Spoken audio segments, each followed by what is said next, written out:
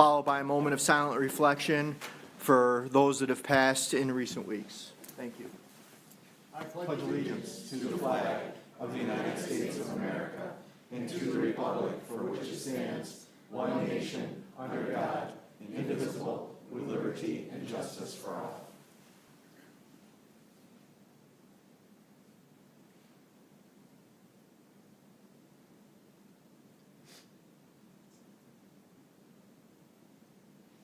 Thank you.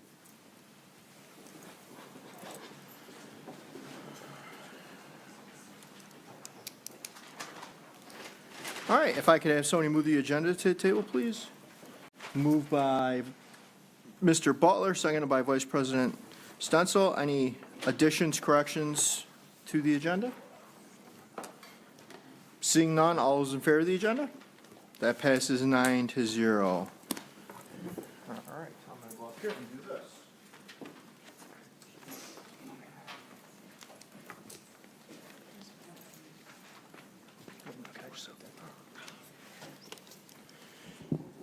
You know you're getting old when you got to wear these. Each year, we're celebrating this 25-26 Power of Partnership Award this evening. Each year, the Greece Central School District and Community Schools team take a moment to honor a partner that truly embodies the spirit of collaboration. We look for those who go above and beyond to support our students, our schools, and the community at large. It is with great pride that we present this year's Power of Partnership Award to the Ridge Road Fire District. You guys like to come up?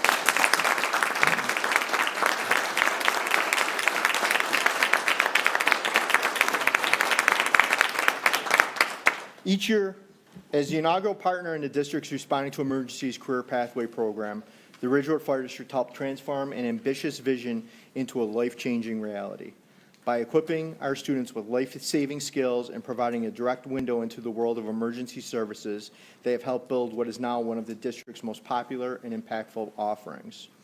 Working hand in hand with Educator Chris Moras, the firefighters of the Ridge Road Fire District have shaped a dynamic learning environment where the classroom meets the real world. Active firefighters lead lessons on everything from hose handling to complex ladder operations. Students graduate with professional certifications including CPR, AED, basic exterior firefighting, BFO, and the culminating emergency medical technician, EMT certification at the state level. This incredible program would not be where it is today without visionary leadership. I want to extend a special thank you to Chief McGarry, Sean McGarry, Deputy Chief Joe Muniz, and Battalion Chief Brian Gibo for their continuous leadership, fierce advocacy, and unwavering support. Under their guidance, the program has grown exponentially, bringing in other community partners and vastly expanding the unique real-world experiences our students access, ultimately inspiring the next generation of first responders. This year, the Ridge Road Fire District further cemented its commitment to our students by donating a 2006 American LaFrance fire engine. This incredible contribution provides an unparalleled on-campus resource that allows students to train on the very equipment they will use in the field. The Ridge Road Fire District exemplifies the true meaning of the power of partnership. Their dedication and generosity and a hands-on involvement have not only enriched student learning, but have strengthened the very fabric of the Greece community. Please join me in congratulating the Ridge Road Fire District as this year's recipient of the Power of Partnership Award.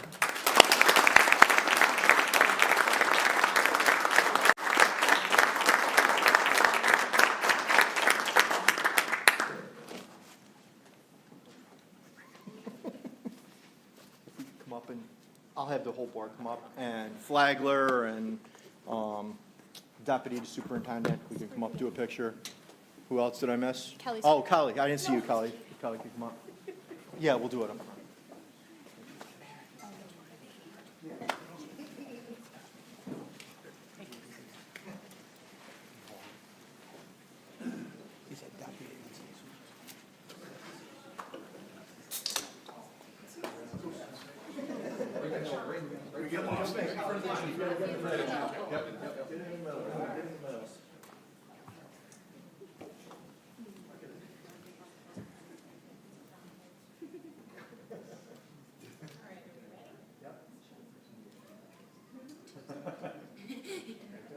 Thank you so much.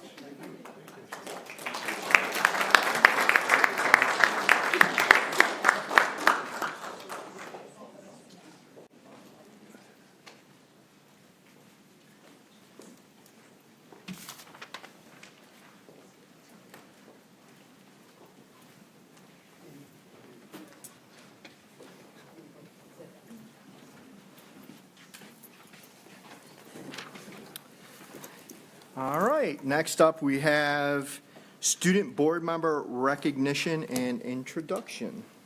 Superintendent Smalley. All right.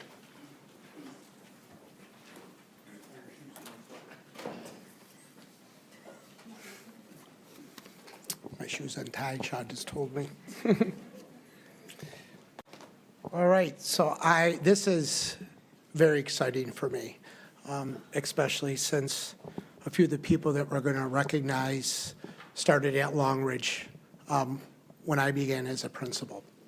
But before we recognize our outgoing student board representative, Bailey, I realized that there was something important we needed to address. So last year, we didn't have the opportunity to formally present a Board of Education recognition plaque to Silas for his service, and I could not let that go without correction. In fact, I don't think his mother would let me do it without correcting. So Silas, would you mind standing up? Yeah,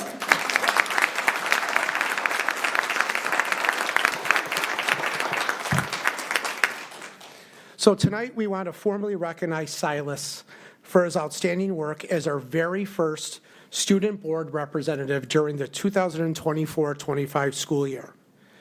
Being the first in any role comes with unique challenges and responsibilities, and Silas embraced them with professionalism, maturity, and a deep commitment to representing the voices of students across our district. He helped establish the foundation upon which all future board representatives will build. On a personal note, I first met Silas when I was a principal at Long Ridge. Actually, I might have been an assistant principal. Dealt with a lot of discipline in that role. When I was an administrator at Long Ridge, and he was still a baby. And when I say a baby, like he was in a stroller. Over the years, though, I've had the privilege of watching him learn, grow, and develop into an exceptional young man who uses his voice, his talents, and influence to lead and make a difference in the lives of others.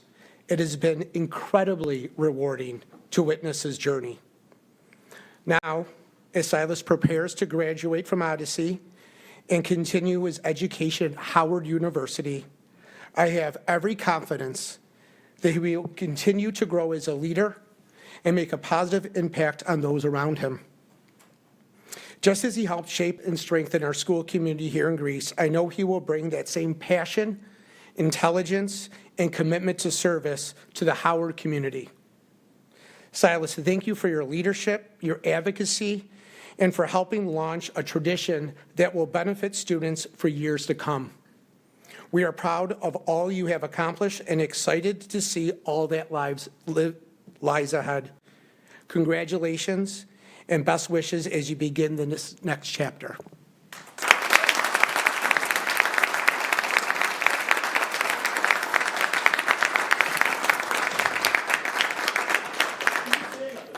Now you got to stand, yeah. It's Gina's rule. Yeah. We enjoy watching the discomfort. Bailey, will you join?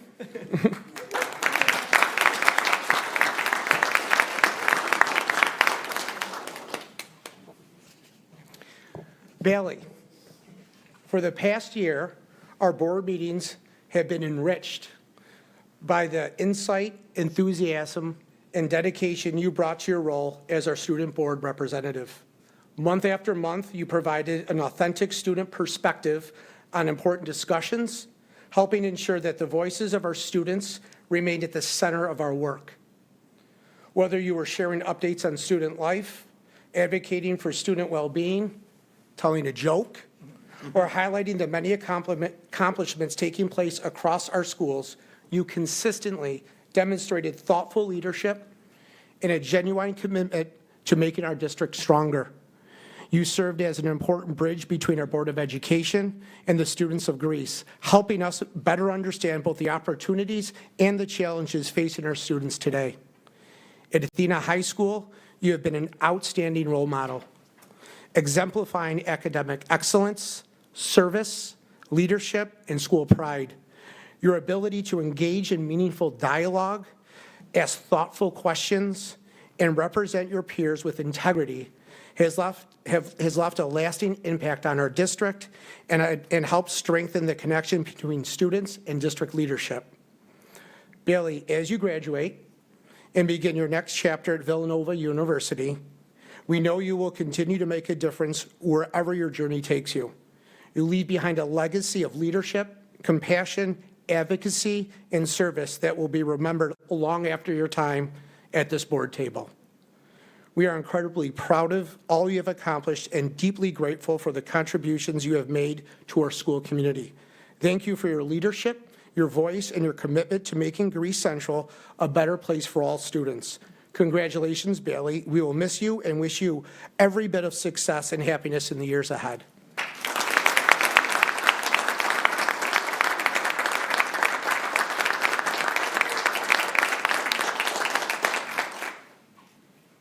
And as we say goodbye to one outstanding representative, we have the privilege of welcoming another. Jimmy, want to come on up? Yes, that's your cue, Jimmy.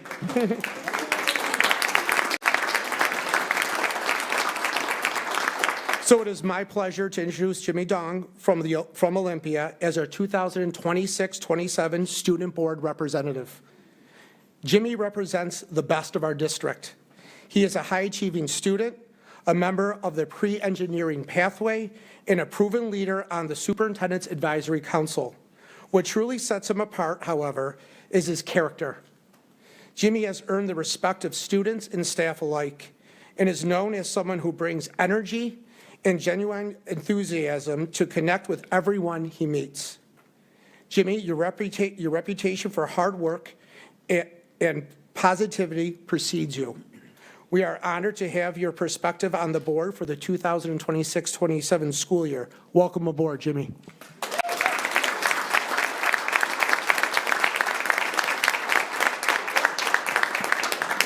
All right, we're going to do some pictures now because it's picture time.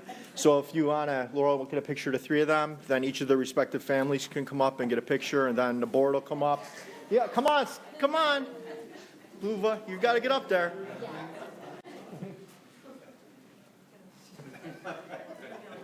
I'm going to have all cabinet on the board.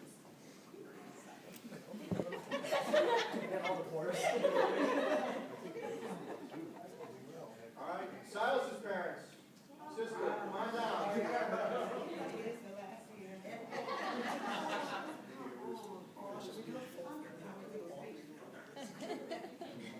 This is all fun.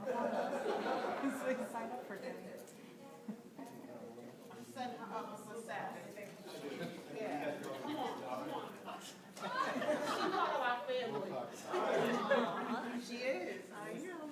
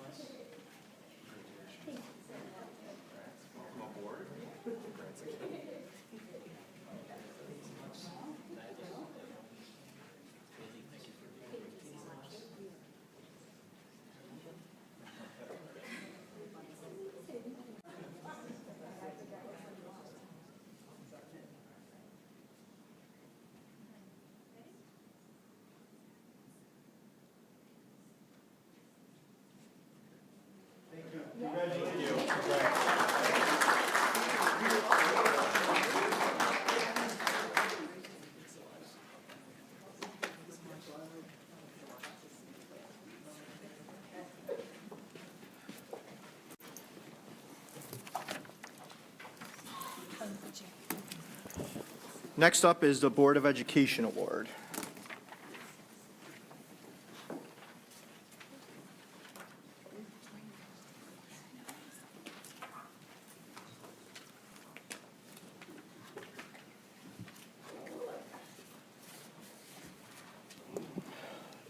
So I'm going to probably cry in this one.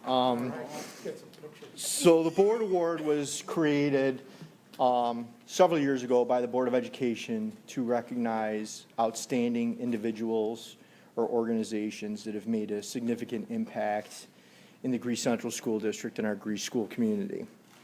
And tonight's recipient of the award is my longtime colleague and friend, Mr. Bill Maloney.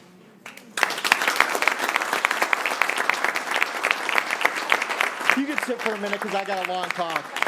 I got a lot to say. So, and for those of you that don't know Bill, I'm going to give you a little bit of his history and talk about how I got to know Bill and what he's meant to this Board of Education and to this community as a whole. Bill served our country in Vietnam at a time when military service wasn't recognized like it is today. Our soldiers that fought in Vietnam weren't celebrated. They were cursed. They were spit on. They were treated horribly when they returned from Vietnam. Bill Maloney was one of those guys that went to Vietnam and fought in the jungles for what this country believes in. For that, we owe him a debt of gratitude. But it's not only that. Bill, shortly after returning from Vietnam, started with Greece Central in 1974. I mean, that's almost as old as I am. But Bill came, he started at Brookside, and his journey through Greece Central took him to Brookside. He was at Britton Road, he was at Barnard, he was at Patty Hill, he was at Hoover Drive, which became Apollo, which became Odyssey, up until the time he retired in 2014. In 2014, before he retired, and I'd known Bill, he was president of the GUS, the Greece Uniform Support Services. He was their president and leader in facility operations at the time. And Bill, I got to know Bill when I ran for the Board of Education, and his union endorsed me, and Bill became a friend, a true friend. There's not many people you can say are true friends. Bill Maloney is a true friend. He always has your back. He believes in you. He supports you. He slaps you when you need to be slapped. He's one of those people that you can rely on day in and day out. And so he had a conversation with me right before he retired and said, Sean, I want to run for the school board. I'm like, Bill, seriously? You've been here forever? You want to keep doing this? He goes, Sean, I love it. It's time for me to retire, but I want to continue to give to Greece Central. Most people, they hit the retirement date, you see their brake lights as they're whipping out of the parking lot at 100 miles an hour. Not this guy. This guy came back and did 12 more years on this Board of Education, devoting countless hours. And for those of you in the room or at home listening or going to watch this later on YouTube, being a board member is a volunteer position, 100% volunteer, and you dedicate a tremendous amount of time, effort, and energy. And Bill was in the district when there were a lot of struggles, both as an employee and as a board member, you know, hiring superintendents, changing the culture in Greece Central. Bill Maloney was an instrumental person in all of that happening in this school district, making us what this district is today. So for 14 years, or 12 years, excuse me, he served this community, and he's done an amazing job, and for that reason, for all he's given to this community, our country, our students, and to each of us as a person, I'm going to take things to my grave that Bill Maloney taught me. He made me a better person, a better individual, and I appreciate all the lessons he taught me over the years, and I want to thank him, and on behalf of the Greece community, I want to congratulate him on getting the board award. Bill?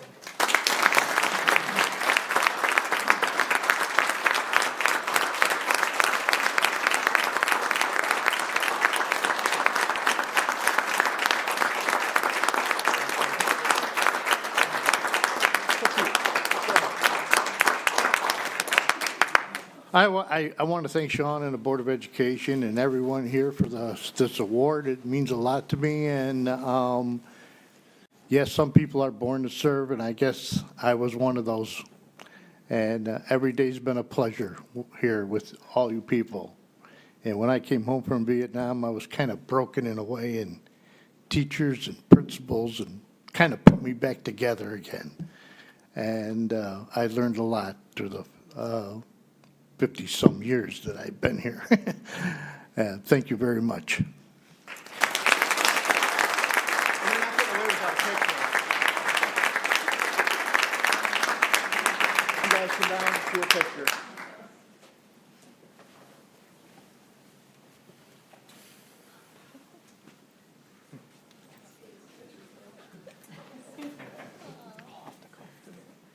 All off the cuff. Jesus, Gene, you'll be okay.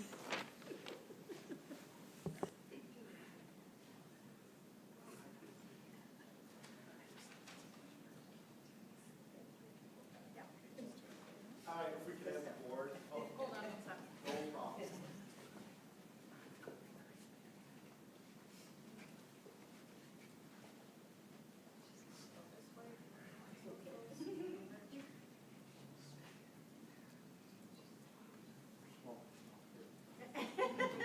You're not talking about. If we could have the board, Kevin, Bailey, Lori.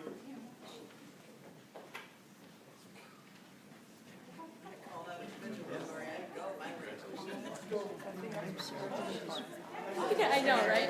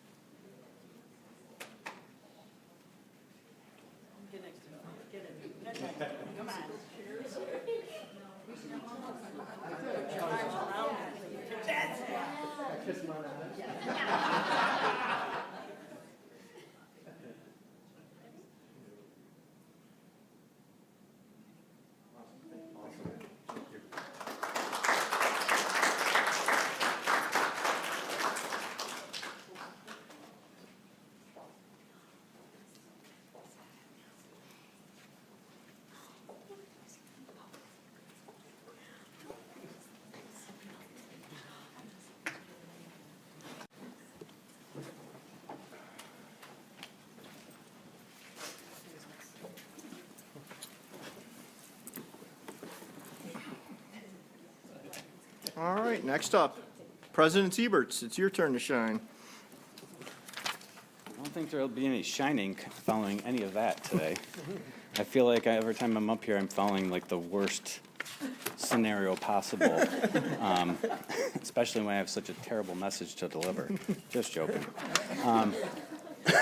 So good evening. As we enter the final weeks of the school year, it's always a time to reflect on what we have accomplished together. Throughout this year, Greece educators have continued to make an extraordinary difference in the lives of our students, colleagues, and community. Every day, our members have demonstrated professionalism, compassion, and dedication, and we would not be more proud of the impact they have made on the children and families we serve. The Greece Teachers Association is equally proud of the many ways our members have supported the broader community.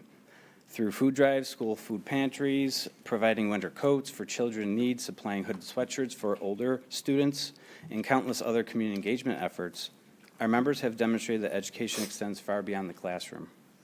These efforts continue to make our association a recognized leader among unions, both locally and across New York State. We are also encouraged by the strong collaborative relationships that continue to grow throughout our district. We look forward to continuing our work through district leadership and the Board of Education because we believe the best days are still ahead. Together, we have built a strong foundation, and through continued partnership, we can accomplish even more for our students and staff. One of the most encouraging developments this year has been the unprecedented level of member involvement in committee work, shared decision-making, and building leadership opportunities. Never before have so many educators stepped forward to help shape the future of our district, and we believe this engagement is essential to our continued success. This evening, we'd also like to recognize and thank our Board of Education members. Board service is voluntary, often challenging, and requires an extraordinary commitment of time and energy. We sincerely appreciate all that each board member does on behalf of our students, staff, and community.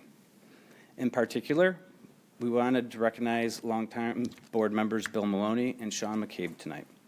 Together, they represent decades of experience and service in the Greece community. Their dedication to students, staff, administration, and families has helped shape our district in meaningful ways, and we wish them both the very best as they conclude their service on the board. We would also like to extend a special thank you to our board president, Sean McCabe. During his 12 years as board president, along with his many additional years of board service, Sean has been instrumental in advancing a collaborative model of leadership throughout the district. His commitment to supporting students, staff, and productive labor management relationships has helped move our district forward in positive and meaningful ways. We are grateful for his leadership and service. Thank you, President McCabe. Thank you, Board Member Maloney. And thank you all to our Board of Education members for your dedication and service. Finally, I'm not done yet. Finally, we would like to thank our superintendent and his cabinet for their continued commitment to collaboration and partnership. The positive relationships that have been built throughout the district are making a difference, and we look forward to continuing this work together in the years ahead. On behalf of the Greece Teachers Association, thank you to all of our educators, support staff, administrators, board members, parents, and community members for making another successful year for Greece students. Have a wonderful summer, and we look forward to the great work that lies ahead. Thank you, President Eberts. Thank you. President Lum. Good evening. For our GASA updates tonight, we want to just take a moment to recognize our outgoing board members, Mr. Bill Maloney and Mr. Sean McCabe. So on behalf of the Greece Administrators and Supervisors Association, I would like to take a few moments to recognize and thank Sean McCabe and Bill Maloney for your years of dedicated service to the Greece Central School District. School board service requires an incredible commitment of time, energy, and heart. Much of the work happens behind the scenes, often without recognition, yet the impact of that service is felt every day with our students, staff, and families. Thank you both for your leadership and your commitment to public education. During my time as principal at Arcadia Middle School, I have been fortunate to work closely with both of you as the Board of Education liaisons for Arcadia Middle School. Those relationships have given me the opportunity to not only appreciate your service as a board member, but also get to know you as a person. Bill, it has been a pleasure working with you over the years. One of the things that has made our connection especially meaningful to me was having the opportunity to work with your granddaughter, Riley. During her 3 years while at Arcadia Middle School, watching her grow and succeed while getting to know your family brought an added personal connection to our professional relationship. Your pride in your family was always evident, and it was a privilege to share in such a small part of that journey. Sean, I have truly enjoyed getting to know you over the years. While we certainly spent time discussing school matters, some of my favorite conversations were the ones that we had nothing to do with school at all. I can vividly remember talking about our camps and the importance of having those special places where we could escape, recharge, and spend time with family and friends. Those conversations reminded me that beyond the titles and responsibilities, we are all people trying to find balance and enjoy the things that matter most. I do have to apologize, I did block you on Twitter. I can imagine why. I had to ask Andy Brown if it was okay because I'm a vegetarian.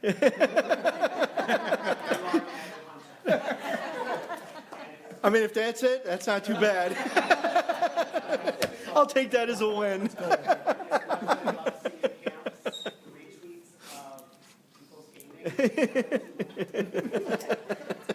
What I will remember most, though, however, is your deep love for this community and this school district. You assumed leadership during a time when Greece was still working to rebuild and trust confidence. Through your grit, determination, and unwavering belief in what this district would become, you helped lead that transformation. You understood that meaningful change does not happen overnight, and that success requires a long-term vision, patience, and the courage to stay the course. Your ability to listen, bring people together, and keep the focus on what was best for students helped create a culture of pride and optimism throughout this district. You recognize the importance of investing in strong leadership and attracting talented educators who shared that vision for excellence. The positive momentum we see across Greece today did not happen by accident. It was built through years of thoughtful leadership, steady guidance, and a commitment to leading the district stronger than you found it.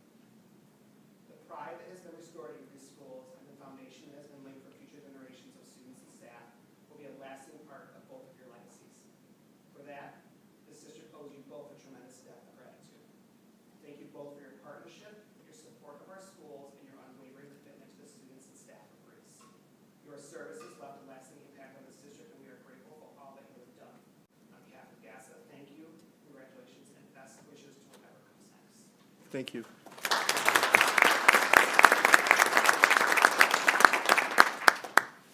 evening, everyone. Jeff Henley, Vice President of Gaston.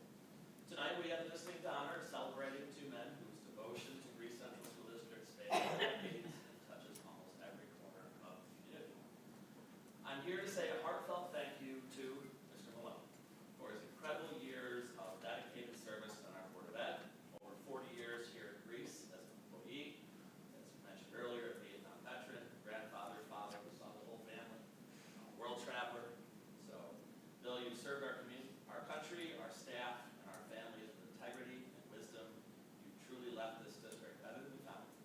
Thank you for your decades of hard work, your unique perspectives, and unwavering dedication to this group.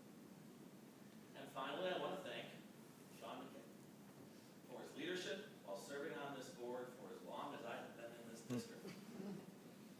You were the president for over 10 years, firefighter, EMT, or Ridge Road for over 28 years, continuing to represent them here today in the state. Huge bills and savers. Good to see you. Yep. And a devoted father and husband. You have brought strong leadership, vision, collaboration, and stability in an era when this district needed it most. Now, it isn't every day that a registered Democrat from St. Bonaventure University congratulates a registered Republican from Niagara. But today, it is absolutely in order. I checked with the parliamentarians. Congratulations, both. Thank you.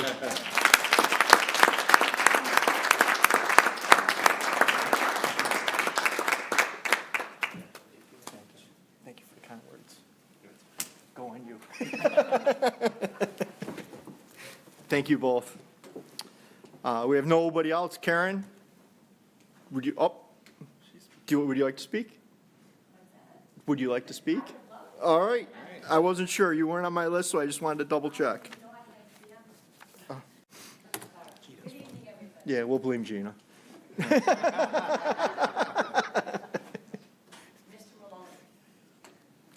first of all, thank you. What a ride you've had. Have you never not been part of this district? Thank you for all the roles that you played, whether while pushing your broom early on in your career or advocating for your staff, and carrying that on to your dedicated years on the board. The Teamsters and I wish you and Joanne, she left, right? Wish you well as you embark on a wonderful journey ahead on those calm seas. Because she already told me you already had a cruise book. Thanks, Bill. It was a pleasure meeting you and knowing you. Mr. McKay, on behalf of Teamsters Local 118 Executive Board, agent staff, and members, we are here tonight to celebrate a truly special leader. Sean, you have given your heart and soul to the Greece Central School District. You did not just hold a title, you showed up for us every single day. You put our community first and looked out for every student in our classroom. Tonight, the Teamsters want to give you a very special thank you. You've understood that a school district runs on teamwork. You know that our bus drivers get our kids safely to school, our cleaners and groundskeepers keep our buildings beautiful. You know that our food service workers feed our children, and you never overlook the dedicated central office support staff and the people who keep the gears turning in FOP and the bus garage. You've treated the Teamsters with respect, fairness, and dignity they earn every day. For that, we are incredibly grateful. Because of your leadership, our district is stronger, better, and a kinder place to work and learn. You lead with your ears open and your heart first. You made tough decisions with grace. As you step into your next chapter, we will miss your guidance and wisdom at the table. Thank you for your endless hours of hard work and dedication to every student, staff member, and Teamster at Greece Central. We wish you the very best of health and happiness as you write the next chapters on your journey. Enjoy the ride. And save us next year. Yeah, there you go. Congratulations. Thank you very much, Karen.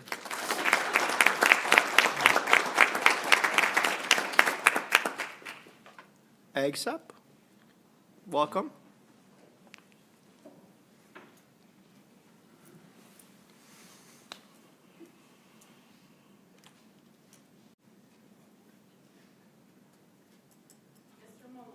I'm sorry, I really don't have a speech for you, but congratulations. All right. Good evening, everyone. It is a true honor to be here tonight to celebrate the remarkable career and dedication of Sean McKay.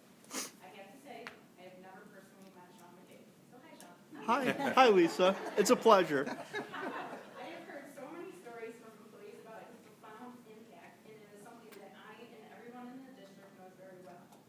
Sitting on the Board of Education for 18 years is a staggering achievement. Think about how much the world in education has changed over nearly 2 decades. To dedicate that much time to public service requires rare level of stamina, passion, and deep commitment. Sean has been a steady anchor for our schools through all of it. But what makes Sean truly extraordinary is his unique perspective. Having served 12 years as a union president himself, Sean understands both sides of the table like few others can. He deeply knows the challenges our educators and staff face. He carried that invaluable insight with him directly onto the board. That background gave Sean an incredible sense of empathy and patience, which has been on full display during board meetings. We all know that those meetings can get intense when parents come to the podium to complain about issues in their schools. Sean didn't tune them out or get defensive. He listened. He understood that behind the frustration was the shared love for our students, and he worked to address those concerns with the same steady leadership he brought to everything else. While it is bittersweet to see him retire, he leaves behind a lasting legacy of collaboration, respect, and progress. He has truly helped make our schools a better place to work and learn. Sean, on behalf of EXA, thank you for 18 years of tireless service. We would like to wish you a happy, healthy, and well-deserved retirement. Thank you.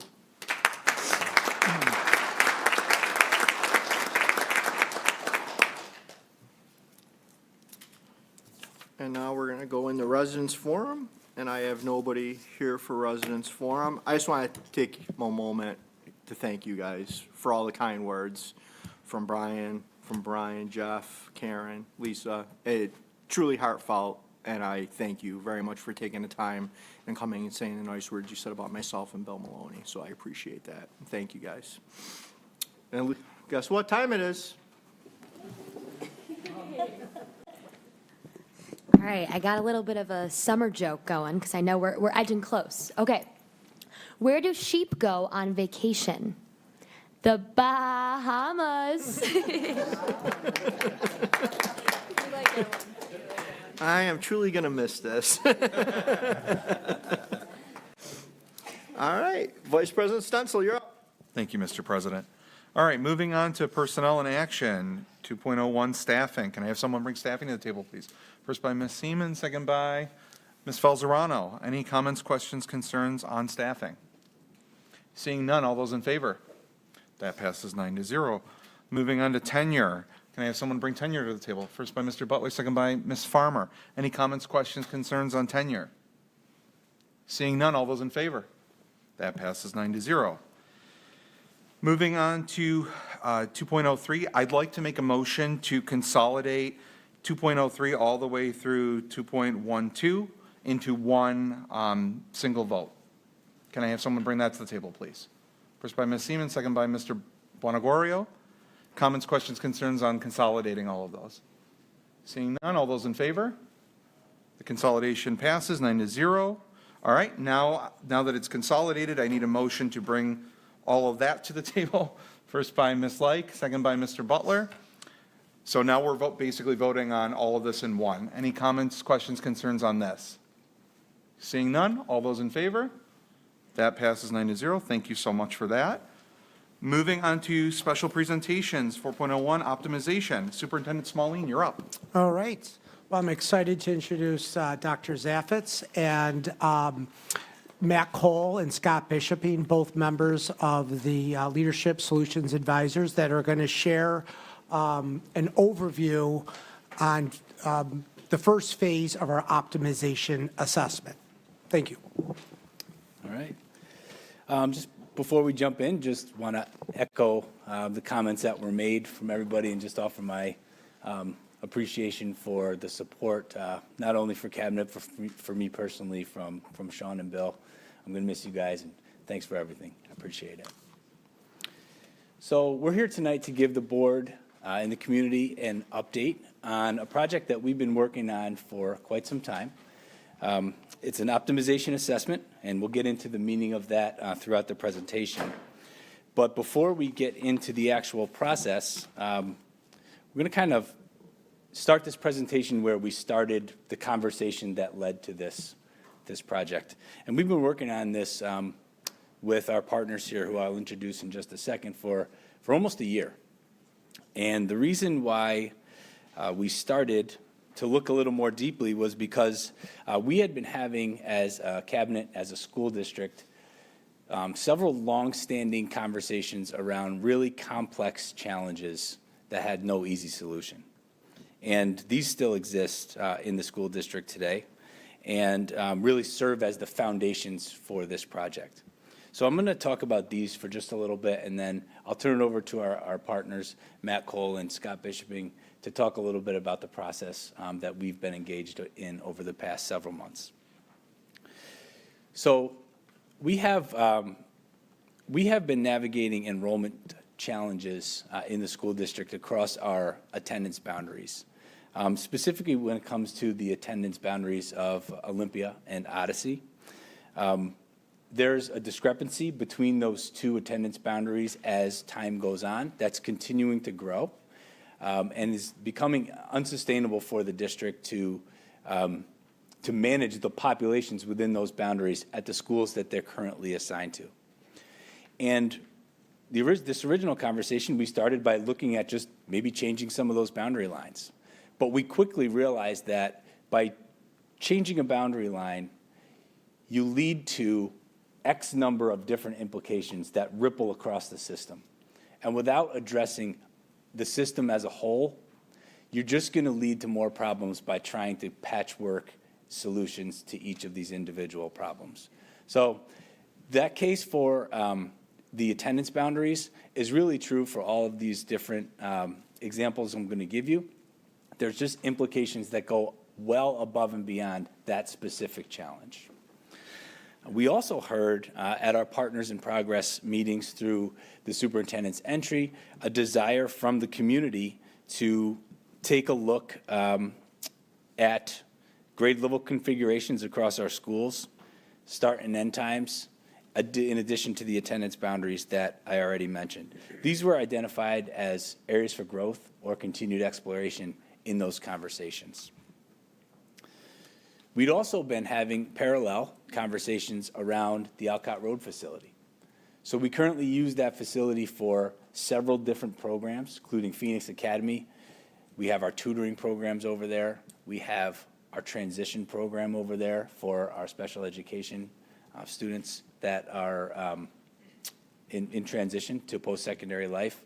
We have our tutoring programs over there. We have several offices over there as well.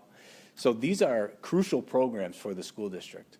But that building is unique in that it's not a school and doesn't have, we're not able to get aid on any capital work over there. So there's no long-term plan to maintain that building, and as such, the programs there could potentially be in jeopardy. But we're also in the midst of, as you know, a severe space squeeze crisis in the district. We have a growing number of special education students coming to the district that have different programming needs that call for increased physical space with their related services and their special programming classes. We don't have the current space to accommodate those, let alone the programming at Alcott. So all these conversations are ongoing at once.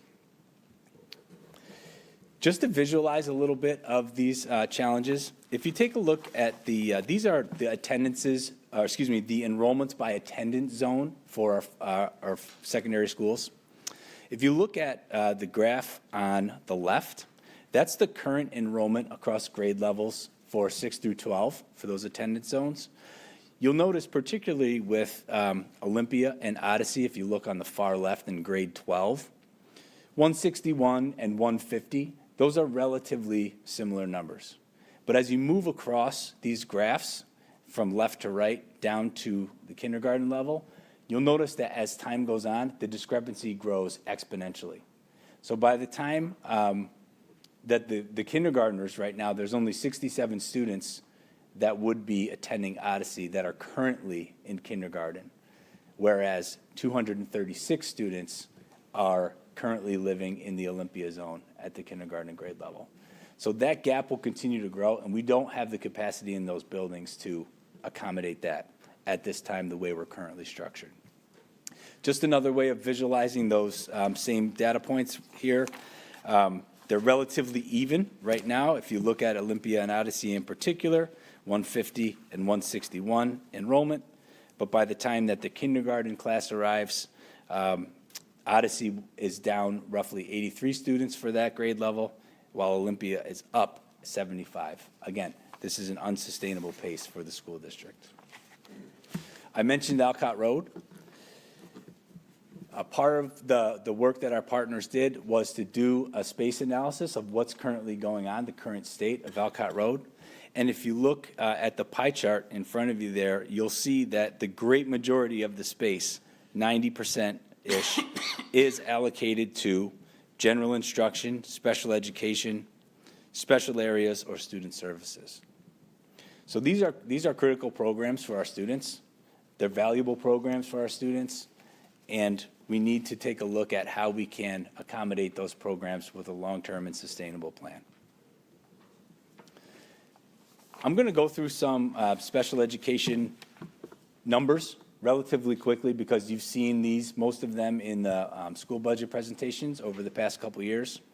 But we've had a sizable increase in our special enrollment, or excuse me, our special education population in the last 5 years. So we've gone from 1,300 students to 1,500 total students. Along with that increased enrollment comes an increase for related services, which was 42% over the past 5 years. We also have students awaiting placement, so students that we cannot program for here in the district. In 2021, we had 5 of those students identified through CSE. We currently have 28 of those students.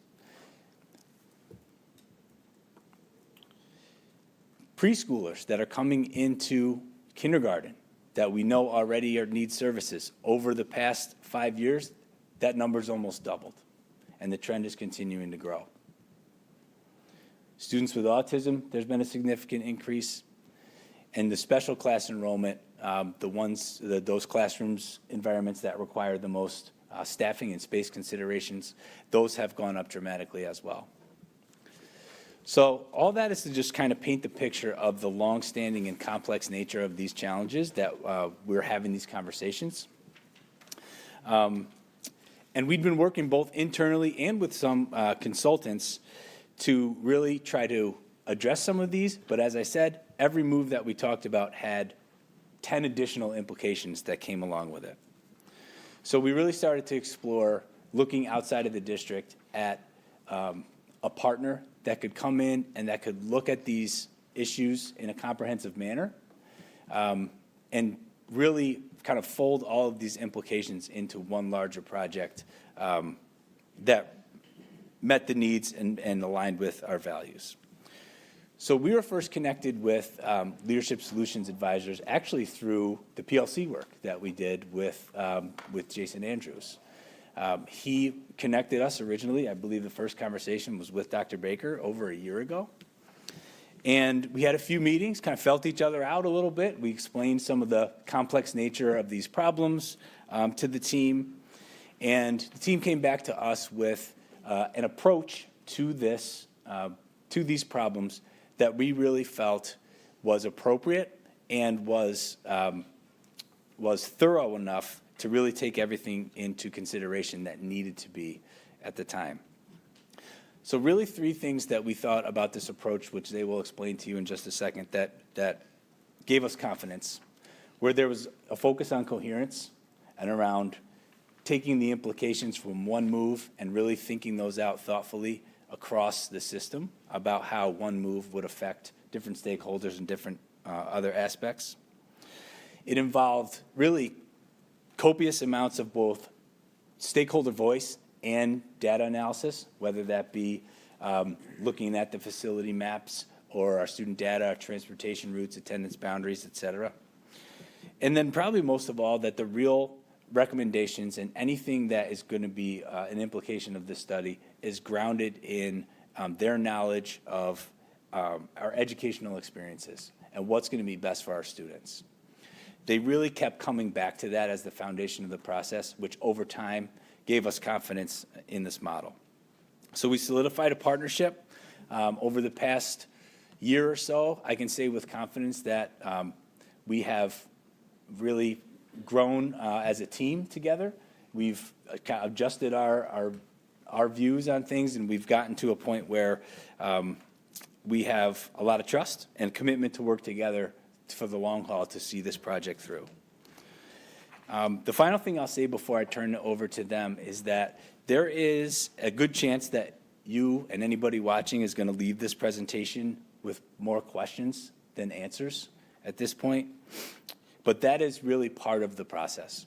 We're here to give you an update on phase 1 of several phases, phase 1A of several phases of the project. And we're going to start to turn from questions to more solutions and answers as the process moves forward. All right, so the first part of this process they're going to explain to you, as I mentioned, is probably going to leave you wondering a lot of things, but that's completely appropriate at this point because we're not entering into this project with any preordained solutions or goals or anywhere that we're trying to get. We're really just looking to learn, listen from the community, and then at the end of that, put together the best options possible to address some of those challenges and some other things that have come up through the process. So thanks for bearing with me through that intro. But that context, I think, was important. And without further ado, I'm going to turn it over to Matt Cole, who's the project leader for Leadership Solutions on our work together. Thanks. So we usually open up all of our statements by saying we're all retired superintendents, principals, and we only do the things that we want to do. But I know that might fall flat when you just describe all those complex changes and say that begs the question, right? Like, well, why did you say yes? Like, what? Really? This is what you want to do? So Leadership Solution Advisors, again, is a group of experienced veteran educators from across the state. We'll be in 4 different districts just this week, doing very different things, from big districts to small districts, all sorts of kinds of things. So we share that just to give you a little bit of context. You know, I think what's most important and what we try to bring, where that relationship gets developed is, again, we've all been principals, we've all been teachers, we've all been curriculum directors, we've all been superintendents, we've all done the work, and so we understand that no one answer is clear in any public endeavor, and that when you have thousands of kids, they have thousands of family members who have thousands of extended family members, all of which have a pretty good idea in their minds of how schools should work. And so the wonderful, brilliant, beautiful thing of public education, right, because you experience this as board members and as administrators, is they all come to us. They all come right there. And we have to navigate through all of that voice, all of those thoughts, and try to make the best decisions moving forward. And so tonight is a great example. How you give your time signals to us as outsiders what matters. And it was absolutely beautiful to sit there and watch, honoring board members, honoring community members, how much the kids are involved, and honoring them. I mean, those things that you take time for are really important. And we have not experienced anything different than that in our school tours, in our conversations of focus groups, our stakeholder work groups. I mean, you have a really wonderful community. Doesn't mean everything's perfect. Doesn't mean everything works exactly how you want it. However, you're working the work and doing it together. And that's the real answer of why we're here and why we stayed and why we're happy to be here and help out. Because in retirement, we do have those choices of just going to those places that you can make a difference and that you can move things forward. We certainly have seen that here. So as Mike suggested, we frame this stage of inquiry and learning up through questions. And so that very first figuring out what this project is about was narrowing it into this strategic intent question, which is, all right, well, how do you optimally configure facilities to, in this order, provide the best educational experiences. That's central, that's your mission, that's your purpose, that's what we're here for, right? By organizing, I think that's the next slide, right, Mike? By organizing everything that you have, and then finally, how do you pay for that over time? We all served during like the GEA and other times where unfortunately political decisions, I see some twitches there from you, Mr. McCabe, right? You were serving during that time. So sorry to trigger those, but right where kind of the tail was wagging the dog, and certain political decisions forced on all of us some reorganization of those priorities, right? And that the financial crunch back in 2010-ish timeframe, and that timeframe, right, really did cause some harm and reorganize that. Our process kind of learns from that. We have those twitches too from serving during that era to say it's always got to be education first, educational experiences, not just in the classroom, but across the board, right? Like how do kids come to schools feeling safe, feeling welcome, feeling that voice, moving forward each and every day, right, to the best of their abilities throughout the system. And so that is where our focus is. We, though, because we ran schools, worked with boards, know that you also have to have then, how is it organized? How do those resources that you do have, how are they purposed? How are they allocated? How do they move around? That's organizational capacity. And then financially, over time, making sure that you're signing on for something that's financially sustainable. Because otherwise, you could have a great thing, but it only lasts a year. Some of us have been there through some of those initiatives too. And so that's the biggest framework of where we work and where all of our process comes. As Mike mentioned, we also then lay out the reality that we've all lived, that things do take time. I heard that was one of the celebrations there for you, right? That this honest understanding that change takes time, right? And so we lay that out, we engage with folks around that to say really just sizing things up is phase one. We've done the inquiry learning part. We'll share a little bit more about that, and we'll give you a little preview of what the assessment phase will start to shift into as we move into next year. Finally, as we get that closer to what potential pathways may come out in phase two, we then dig in and say, all right, now let's get really real about what those catchment areas might look like, what they might not look like, what school this might have, like how many classrooms, all those kinds of things.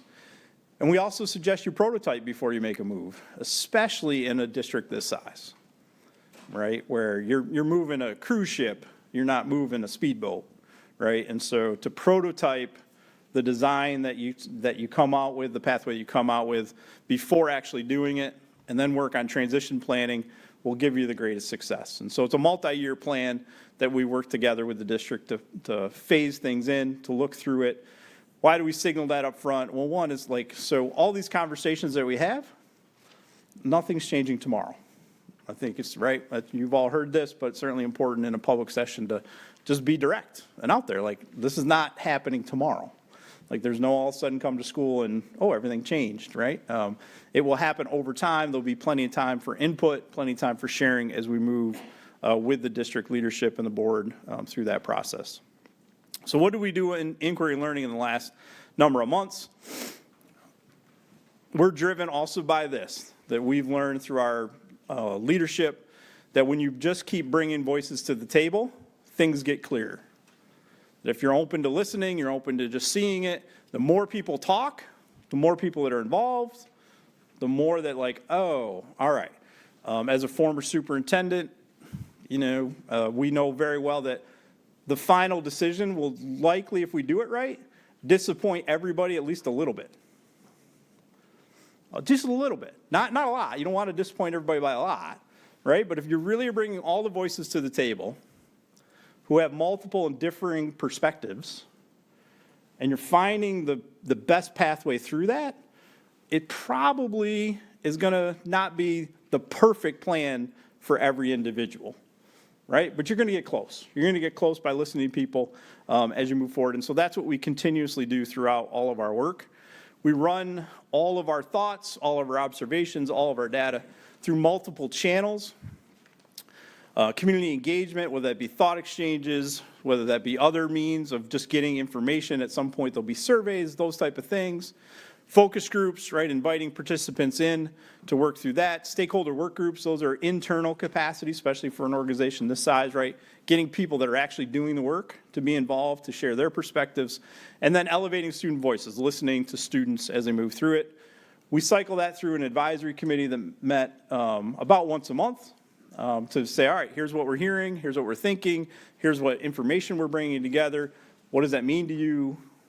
Are we on track? So they can help steer it so that as you see the report come to you, you know it's been through a lot of people that are here.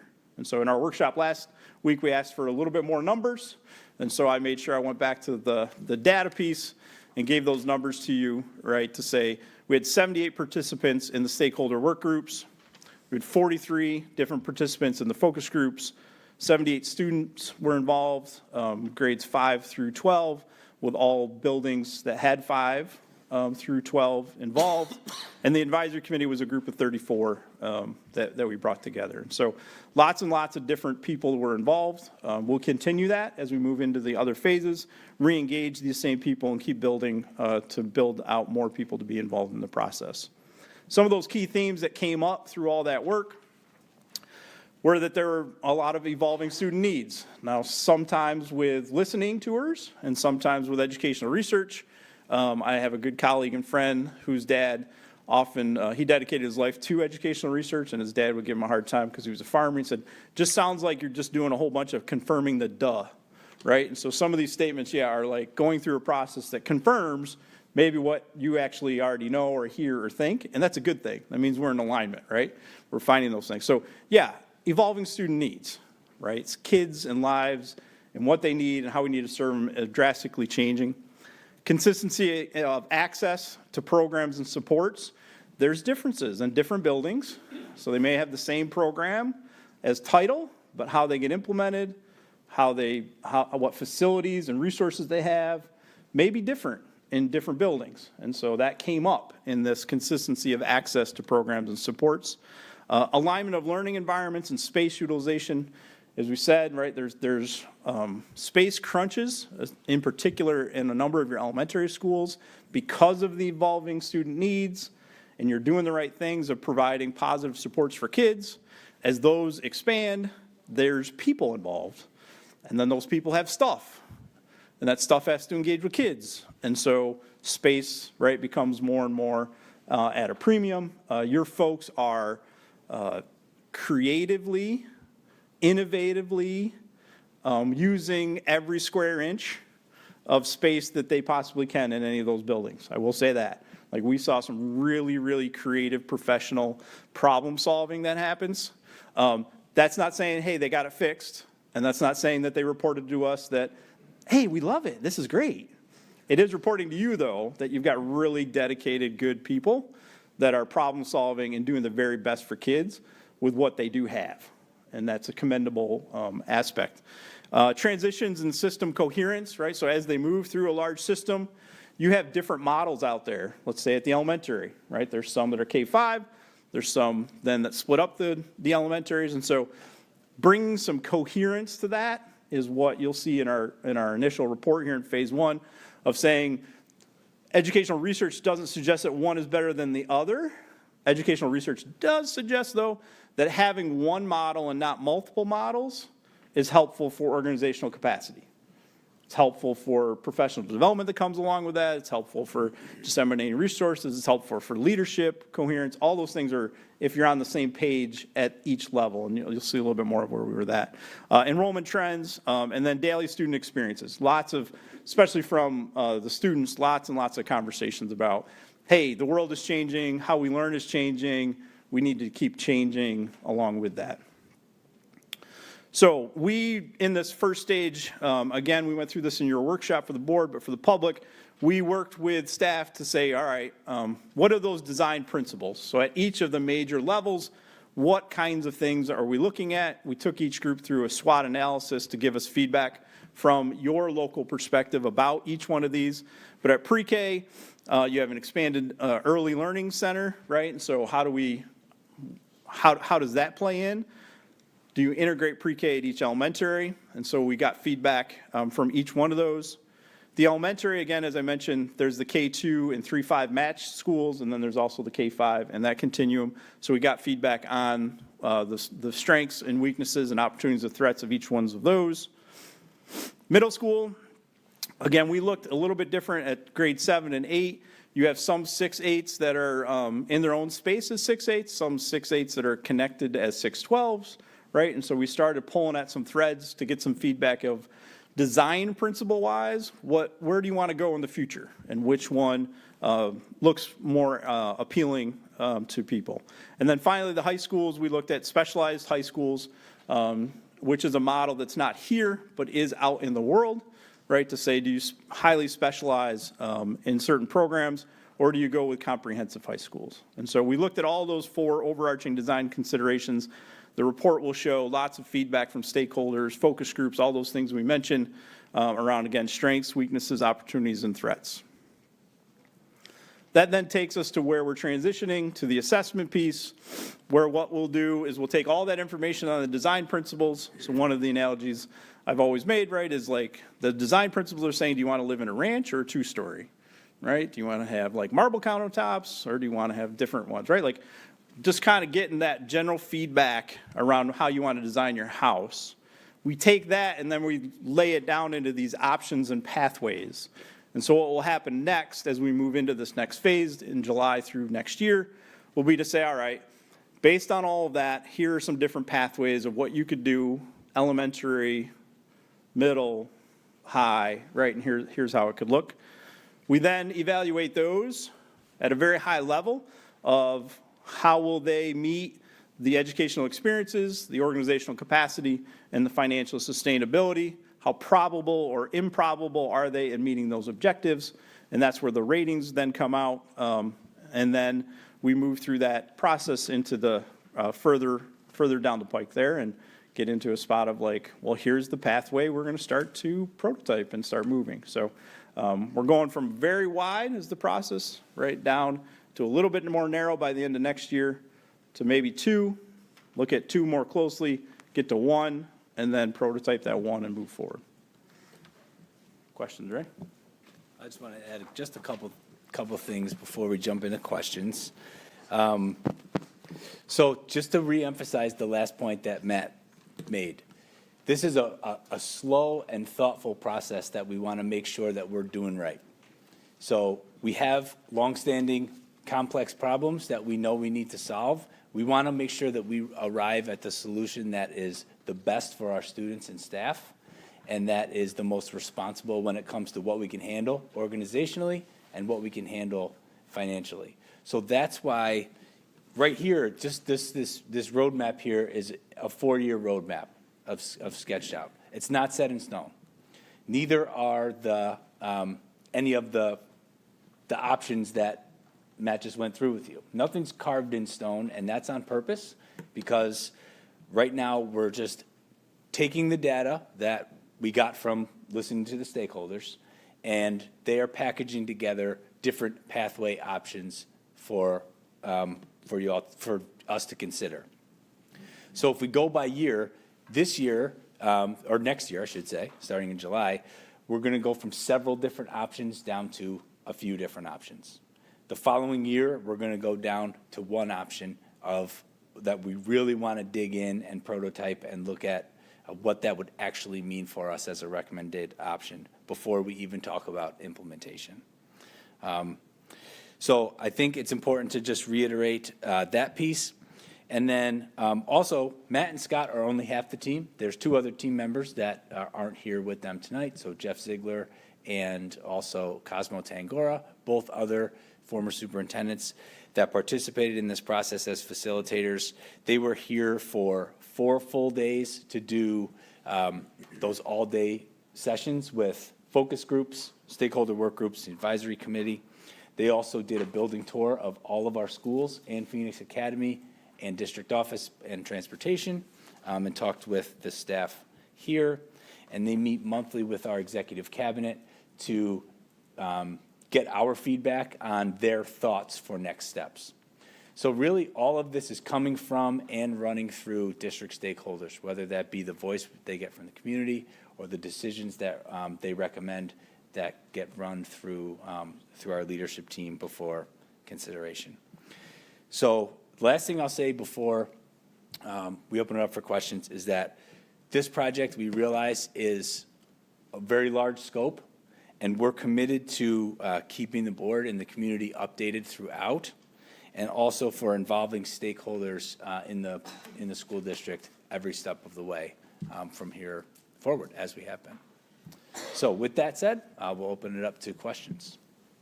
All right, questions? Bailey? I actually just have a comment. I wanted to say that I had a chance to be part of one of the stakeholder groups of students. You guys came into our Superintendent's Advisory Council group, and I just want to thank you for your transparency on that day, kind of explaining your whole process, why you were asking these questions, and your transparency today, kind of telling the community what your final goal is really with this, and just how you're just narrowing it down every year. It felt like more of a discussion that day. I never felt like I was being pressured and asked these questions. It was a really great group, and I really appreciate all the work that you guys are doing, and I look forward to seeing how all of this will work in our community. So thank you. Thank you, Bailey. Ms. Farmer? So to the three of you, and Mike especially, I love how you laid this out for us. The details, the comprehensiveness, everything has made it, even though we heard this, some of this last time we met, and Mary just said, I'm so glad that we had heard this before.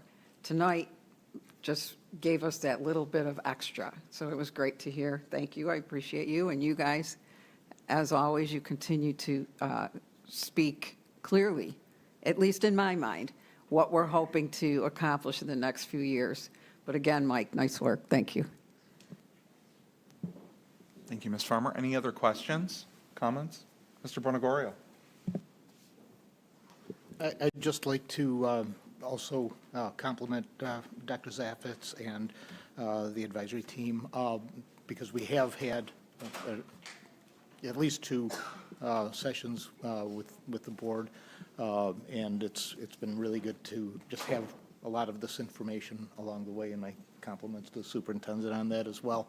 So thank you, and I look forward to the entire community hearing more and having opportunity to provide input. Thanks. Any other comments or questions? No? Oh, Mr. Butler. So I know this is far down the road, but there's preferences and choices and decisions that we're having to make, and there are financial implications to those decisions. And I wonder if you can talk at all about how those financial implications are going to be considered as part of this process.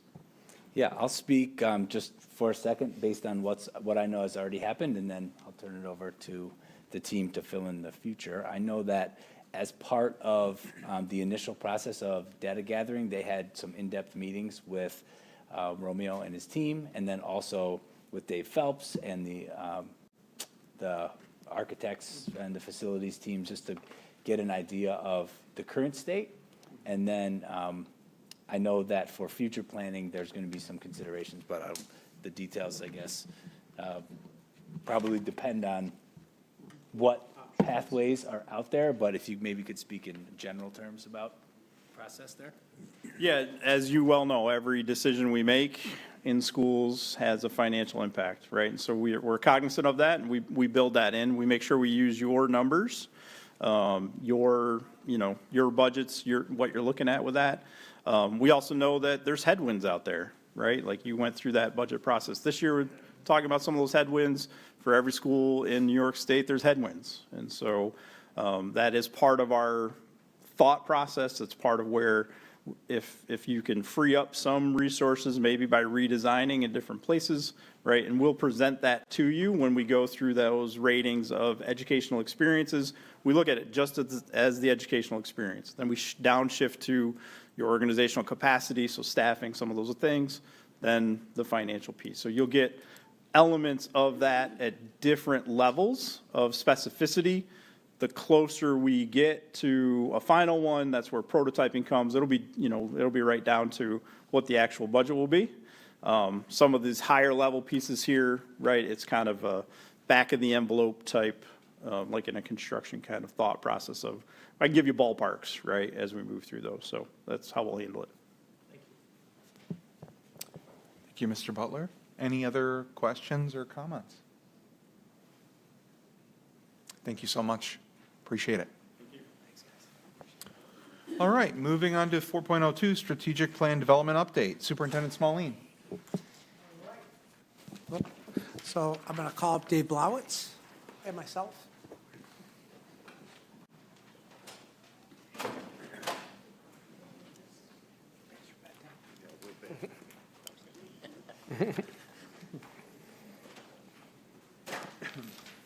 Still got to get used to wearing these glasses. So I'm excited to share an update on the start of our strategic planning process. But before I begin tonight's presentation, I just wanted to take a minute to introduce to all of you Dave Blowitz, who will be joining me this evening for the presentation. So if you haven't met Dave, Dave serves as a teacher on special assignment, and Dave has a unique talent for engaging stakeholders, building meaningful connections, and ensuring that every voice is heard. Some of you may not know this, but Dave has, he took on the lead role in the development of our REACH 2027 strategic plan, which obviously by title expires at the end of next year. During that process, Dave facilitated deep conversations, spent time gathering feedback, and really helped our community shape a shared vision for the future, which is laid out in our current strategic plan. So as we begin working on the creation of our Greece 2032 strategic plan, Dave has once again been instrumental in leading the initial phases of stakeholder engagement and helping us build a process that reflects the voices of our students, our staff, our families, board members, and community partners. His ability to bring people together and foster authentic dialogue has been invaluable to this work. So I'm grateful for Dave's leadership and partnership, and I'm excited for him to share an update on where we are in the process and how we will continue building Greece 2032 together. Dave. Thank you for those really kind words. I was not expecting that. So good to see everybody. Thanks for having me back again. I actually come up here with a little bit of a grin today. So I just got done with a year-long process in the Kendall Central School District up on working on their strategic plan. And last night we had our final board meeting with them for approval of the strategic plan. So when I started with them back in, I believe it was June of 2025, I told them, your plan is the next one. And I think I told people stories before, it's going to be the best one. So they were very excited about what we came up with, but literally they know that I was coming here to our board of education tonight to talk about our strategic plan, which is the next one. So it's going to be the best one. So let's go. So when I spoke here a few months ago, I talked to you about this idea of a strategic plan and what is a strategic plan. I offered you this idea of a just cause, right? So something more than just strategy, something more than just metrics, right? The idea of something that could be meaningful, inspirational people, something powerful to people that will allow others to unite with us along our way, join with us along our journey, help us pursue our mission, and ultimately, right, achieve the outcomes that we're trying to achieve. So that's what we're really trying to do with our strategic plan. I just wanted to ground you back into what we talked about a little bit the last time. And to do that, I also introduced to you this idea around the power of story and how we can use storytelling and story writing to help bring that just cause into realization. So we actually started our storytelling this year a little bit, our storytelling journey, through a couple of different events. One, you heard the optimization work. So Jeremy's been very, very considerate around making sure there's coherence in our system. They're doing a lot of work with focus groups, creating a lot of executive summaries. So we want to make sure that we're including that work within our process as well. But we also had some other events within our system. So we hosted 2 Partners in Progress sessions around the strategic plan. We had our first strategic plan advisory committee meeting, which I'll talk to you a little bit about. We just had our student summit last Friday, which was a great experience. And the 3 young people that you had up here today, Bailey, Jimmy, and Silas, were huge helps and supporters of that work. And then to continue our work, I just just want to give you a little preview of what we're going to be talking about in August at our Summer Leadership Academy around our strategic plan work, and also what our first September meeting will look like with our Strategic Plan Advisory Committee. So our first session with our partners in progress, we had a great number of people. I believe there was over 70 people there that day, community members, parents, staff, admin, et cetera, coming together to kind of learn a little bit about the strategic planning process. We focused greatly on the idea of a portrait of a graduate. So what are the skills, attributes, talents, mindsets that we want every student to have when we leave our system? So we asked the people in that room that question, and also overlap that with the New York State portrait of the graduate to kind of find commonalities and similarities there. So there's great dialogue between them. We came up with a great extensive list. And as you can see from this visual here, the portrait on the left side of New York State and some of the skills identified by the partners on the right, there's a huge overlap and connection between that work, which is great to see. So not only is New York State pushing down some guidance, which is not always easily accepted, it's really speaking to what our stakeholders want from our system anyway. So there's great connection there, which was exciting to see. For our second Partners in Progress session, which was done in April, we took the idea of, all right, so now we name those skills, we name those attributes what we want. What does it look like if we actually realize that for our students, right? So what are some great things, some great outcomes that they'd be achieving because of the skills that they have? So we spent a little time doing a visioning article, so vision for the future, thinking about our graduates right now, the world's taking notice. What's something extraordinary that they've done within our system? So again, community members, parents, staff members, admin came together to kind of talk about some of those things to identify some vision for what we're trying to accomplish within the Greece Central School District.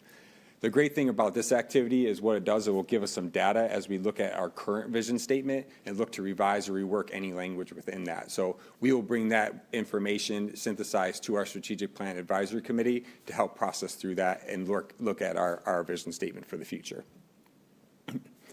After that, we did have our first Strategic Plan Advisory Committee meeting, which was great to see. We have a representative group, which I'll show you on the next slide, of every stakeholder within our system. This first session was really around the idea of just kind of building the team, right? So this work is really important. Everybody's coming at different things with different lenses. So to know where everybody's coming from is the most important thing at first. So we grounded it into individual values. So what are my values? How are they then connected into other people's values? So to try to find similarities there, at least to know where each other is coming from. And then to build upon that work, we actually grounded within the REACH values from the strategic plan to give people a little perspective around how do your values match up with the values that our stakeholders came up with 5 years ago to see if there's any connection there. And we'll continue to build off that work as we move forward. Here are the representative members from it's a little small on the screen here, from our strategic plan advisory team. There are over 30 members on this team. We have staff, teachers. We have 3 students. Riley and Taylor are also they're our TSAC chairs, and then Jimmy, obviously, as the board president. We have some people serving dual roles, so there are community members on the committee as well as parents, some admin. We also had our town clerk there join us, not our town clerk, our town supervisor, sorry, and his chief of staff join us at our first meeting as well. As you see there, it says TBD for the board meeting, and I know Jeremy can answer a little bit more, but I know you go through a process in determining what committees that you're going to be on. So we're looking for 2 representatives for the board education to join us on that work as well. And even though we had our kickoff meeting, it was just kind of informal to get to know each other. So we'll be able to pick up right where that work left off when you come on that committee. But I want to honor and recognize this because these are going to be the most important people. They're going to take all the information that we get from all these stakeholders, thought exchanges, the optimization, to kind of consolidate information to create one coherent document for us. I also want to just highlight the Student Summit. So not only did we answer that question around Portrait of the Graduate with our Partners in Progress, we also posed this question to our students. So we had over 100 students from our 4 high schools, including Phoenix Academy, join us at our Student Summit last month over at BOCES. The first part of the day dealt with answering the question, what skills, attributes, talents, and mindsets would you like from your peers as you leave this system within the Greece Central School District? So as you can see in the picture here, they kind of dialogued and debated that. They identified some of those key skills and had some great conversations around that work. And I don't have any final products here because I'm still working on consolidating all the posters, but looking at the terms as I put them in a list, everything is lined with our partners in progress words as well as the New York State. So again, great coherence between all those things, which is what we want to see, which is awesome. One highlight from that day too, I think is probably the coolest thing, probably created the best vibe out of the whole day was just 100 kids coming together. And, you know, you see all these stories on you know, social media around what kids are doing. Like this day was 100% about joy. Kids interacting for full long, you know, just great interactions, interacting with the adults there. They also set up, the students actually led this too, they set up a session where they had businesses come in, so there was trades, there was STEM, there was healthcare that came in to kind of talk with kids, so kids were able to pick up sessions, network with some local community members to try to, you know, think about their workforce moving on. Corey Skinner was a great help on that, so I just want to recognize him for help setting it up. And then Gina Larson and Jen Hendrickson also set up some opportunities for our students to learn about resume writing and how to sell themselves. Again, that was all directed by the student, that TSAC group that came up with, like, these are the things that we want for the summit. So just a proud moment to be a part of that and just to see how well our kids represented themselves. Just a short little video here too. Just wanted to show you, Jimmy interviewed a couple kids and just to highlight that video. Joe back there. What we want to do for the future. Okay. So just talking favorite thing that you've done so far at the summit. At the summit? Yeah. We've been talking about what we want to do for the future. Okay. So just talking to peers about your future. Okay. Yeah. I really like the breakout groups. I got to talk to seniors about their future plans and help me feel more secure about my future plans. Nice. Okay. I also like seeing everybody, get to meet new people, the experiences with the graduates and everybody else here. This is an amazing experience. I love everything about it. I appreciate it. Thank you guys. So great to see that and hear that from our students. And again, the theme of the summit was around joy, and it brought that out in everybody. So we are really grateful for all the work that they put into it. Just a quick peek into the future. So we'll be having our Summer Leadership Academy again this year. So we will be hosting that August 3rd through August 7th, so the first week of August. Right now, we have currently over 250 staff members that will be joining us for those sessions, so we're really excited about that. It'll be around the art and science of teaching. So not only about the what we are teaching, but how to be craftful within your artistry of teaching and education to pick the right instructional practices at the right time to help increase achievement, which we're trying to do. But within that, we also identified that it was a great opportunity to get in front of staff around some of the strategic planning work, because we do have 250 members there. So we'll be using some activities around values, vision, and mission to help get some voice in that process. Again, from there, and that data will be taken back to the Strategic Plan Advisory Committee to kind of look at it, how it fits into our plan. So again, this plan is around voice, so we're trying to find as much voice as possible. Like I said, the Partners in Progress session, thought exchanges, student summits, Summer Leadership Academy. So we'll continue that work throughout the next school year as well. And then lastly, just for our first meeting in September, I spoke to you about what we came with back in May around starting with our values. We'll continue that value work, deepen that a little bit, and again, try to come up with a final list of values that are representative of all the stakeholder voice within our system. So that will be our first meeting within September. Any questions? Any questions? Comments? Bailey? I just had a comment. I wanted to thank Mr. Blowitz and Mrs. Tirana for all of your guidance and leadership with the TSAC group this year and helping us plan the Student Summit. It was a blast to work with this group, seriously. Mr. Smalling has talked all year about how much of a dynamic group we had, and I cannot agree more. Our big kind of focus, along with the Portrait of the Graduate, was inside-out emotions to kind of make it interactive for our students. So like you were saying, the whole day was kind of focused around joy, and each of the breakout rooms that students in the TSAC group organized and led were based on different emotions and how we handle those emotions as high schoolers and how we're going to handle them as graduates. So it was just, I unfortunately wasn't able to attend the day, but working through with this year, with this group, it was just incredible. And I'm so grateful for everything all the adults did to help us plan that event, and all of the students in the TSAC group, just appreciate them. So thank you so much. Oh, thank you, Bailey. We appreciate you more than you know. You were a great help, great leader within that room, and you made everything come to realization for the Student Summit, so we really appreciate that. Thank you, Bailey. Ms. Farmer? Comment. How you doing, So Sarah? I was lucky to see our student voice shine at the Student Summit. I missed you, Bailey, but I was in a focus or a breakout group with Jimmy and Silas. They facilitated and led the conversation and the discussion. It was a true joy, and this certainly exemplified the true meaning of student voice. We have Bailey with us on our school board. We had Silas, and next year we're going to have Jimmy. So you all have served, and all of you, you three are here, but all the kids that were there were incredible, and you all, the grown-ups who supported and worked alongside of the kids, it was a wonderful event. I was grateful to be there. Appreciate that. Thank you for joining us that day, too. It was great to have you there. Thank you, Ms. Farmer. Ms. Falzarano. Yes, I just wanted to publicly thank you, Dave, and your team, and again, Dr. Baker and Abby Tarana for organizing, but the voices that shined, it was our students that really brought it home, and to see the representation from all of our buildings and giving the kids opportunity to share what's most important to them, I think speaks volumes to what we're about here in Greece Central, and I just wanted to thank you for that, because it was my honor and privilege to be a part of that, that event. Appreciate you joining us as well. Thank you. Thank you, Ms. Falzarano. Any other questions, comments?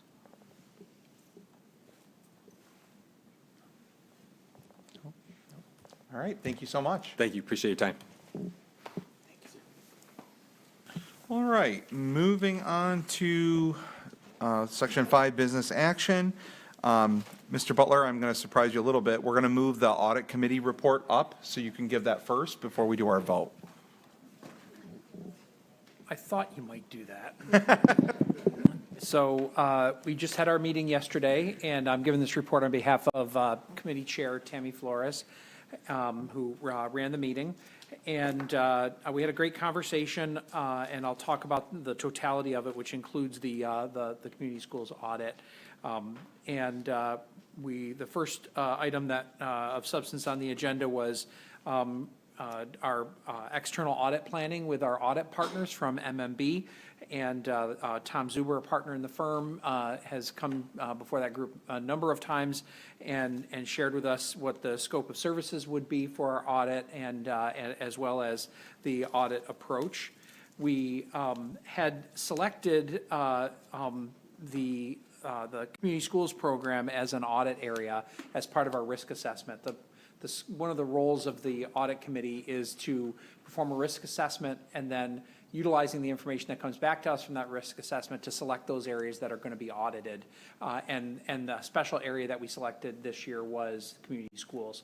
It's a growing program. It wasn't selected because there was any concern about anything that was going on, but just that it is a growing program that is really becoming integral to everything that we do in the district. And so we saw it as a continuous improvement opportunity. And we heard some really nice things from our auditors, from our auditor from the Bonadio Group, which is the external partner that we brought in for that.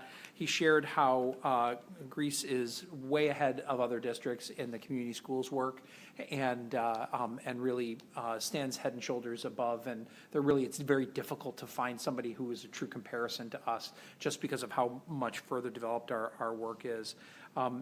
There were some continuous improvement recommendations that we'll be able to consider in order to really strengthen the program even further, so that it can become an even more successful part of what we're doing.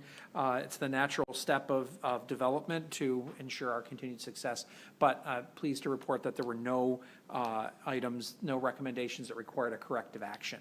So that's another thing, that's another role that we have as a audit committee, is those audits that do result in corrective actions. It's our job as the audit committee to monitor those and ensure that the district is implementing them. And the good news is we didn't add anything to our list from the community schools audit. There are a couple things that are still on that corrective action list, and we heard some good news in that department as well. We heard about the completion of the corrective actions related to our purchasing procedures, so bringing things more in line there. And there is still a corrective action, some corrective action steps related to time and attendance and our extra classroom fund accounting, and we will be monitoring that and on the audit committee. Thank you, Mr. Butler. All right, with that report there, we're going to move on to 5.01, which is the acceptance of the 2025-2026 internal audit report. Can I have someone bring that to the table, please? First by Mr. Maloney, second by Ms. Seaman. Any comments, questions, concerns as it is? All those in favor? That passes 9-0. Thank you. All right, moving on to anticipated bids. This is written information only. Are there any comments, questions, concerns on this? Okay, moving on to the consent agenda. Can I have someone bring the consent agenda to the table, please? First by Ms. Seaman, second by Mr. Maloney. Any comments, questions, concerns on this? Seeing none, all those in favor? That passes 9-0. All right, moving on to Board Education Action, 10.01, May 2020, 2025, absentee ballot disposal. Can I have someone bring that to the table, please? First by Mr. Maloney, second by Mr. Butler. Any comments, questions, concerns on this? Seeing none, all those in favor? That passes 9-0. All right, moving on to Board of Education information, board committee reports, 11.02, Culture and Climate Committee Elementary Report. Ms. Like. Yes, that committee met and looked at the comments that were made. They have done a lot of work with very specific comments for teachers to make to parents about the leader in me, social, emotional condition of students.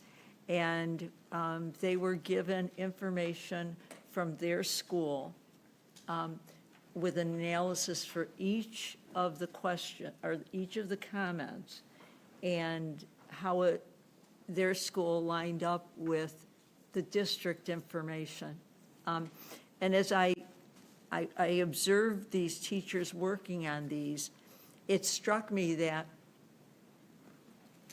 I hope that this is all taken in perspective, because they're based on one teacher's evaluation of a student at one moment in time. And it's only one teacher. And so, to give a lot of weight to it and maybe compare schools, maybe not something we want to do with it. I think maybe it's just helpful. And the one teacher I was sitting next to, I really had such respect for her. She would look at it and go, oh, that's odd, except that grades. I know two of the teachers don't do leader in me stuff. And so, there's just a lot of things that go into it, but it was helpful. And then the second part of the meeting was spent looking at portrait of a graduate attributes and how they align with leader in me attributes. And there was just a really nice alignment, and that was pretty obvious. So that was it. They always have really good meetings. The teachers work very hard.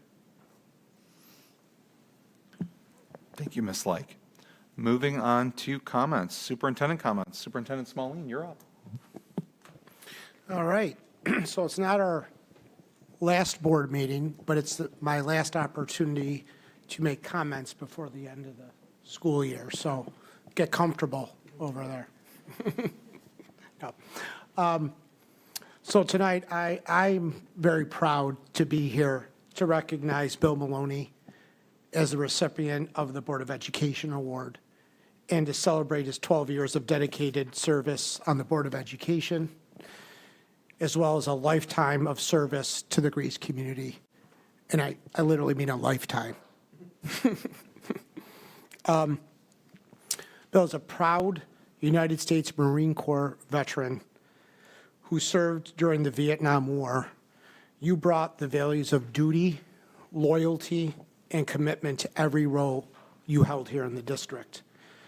As a board member, Bill, you offered a unique perspective rooted in your deep understanding of our schools, of our staff, and our students.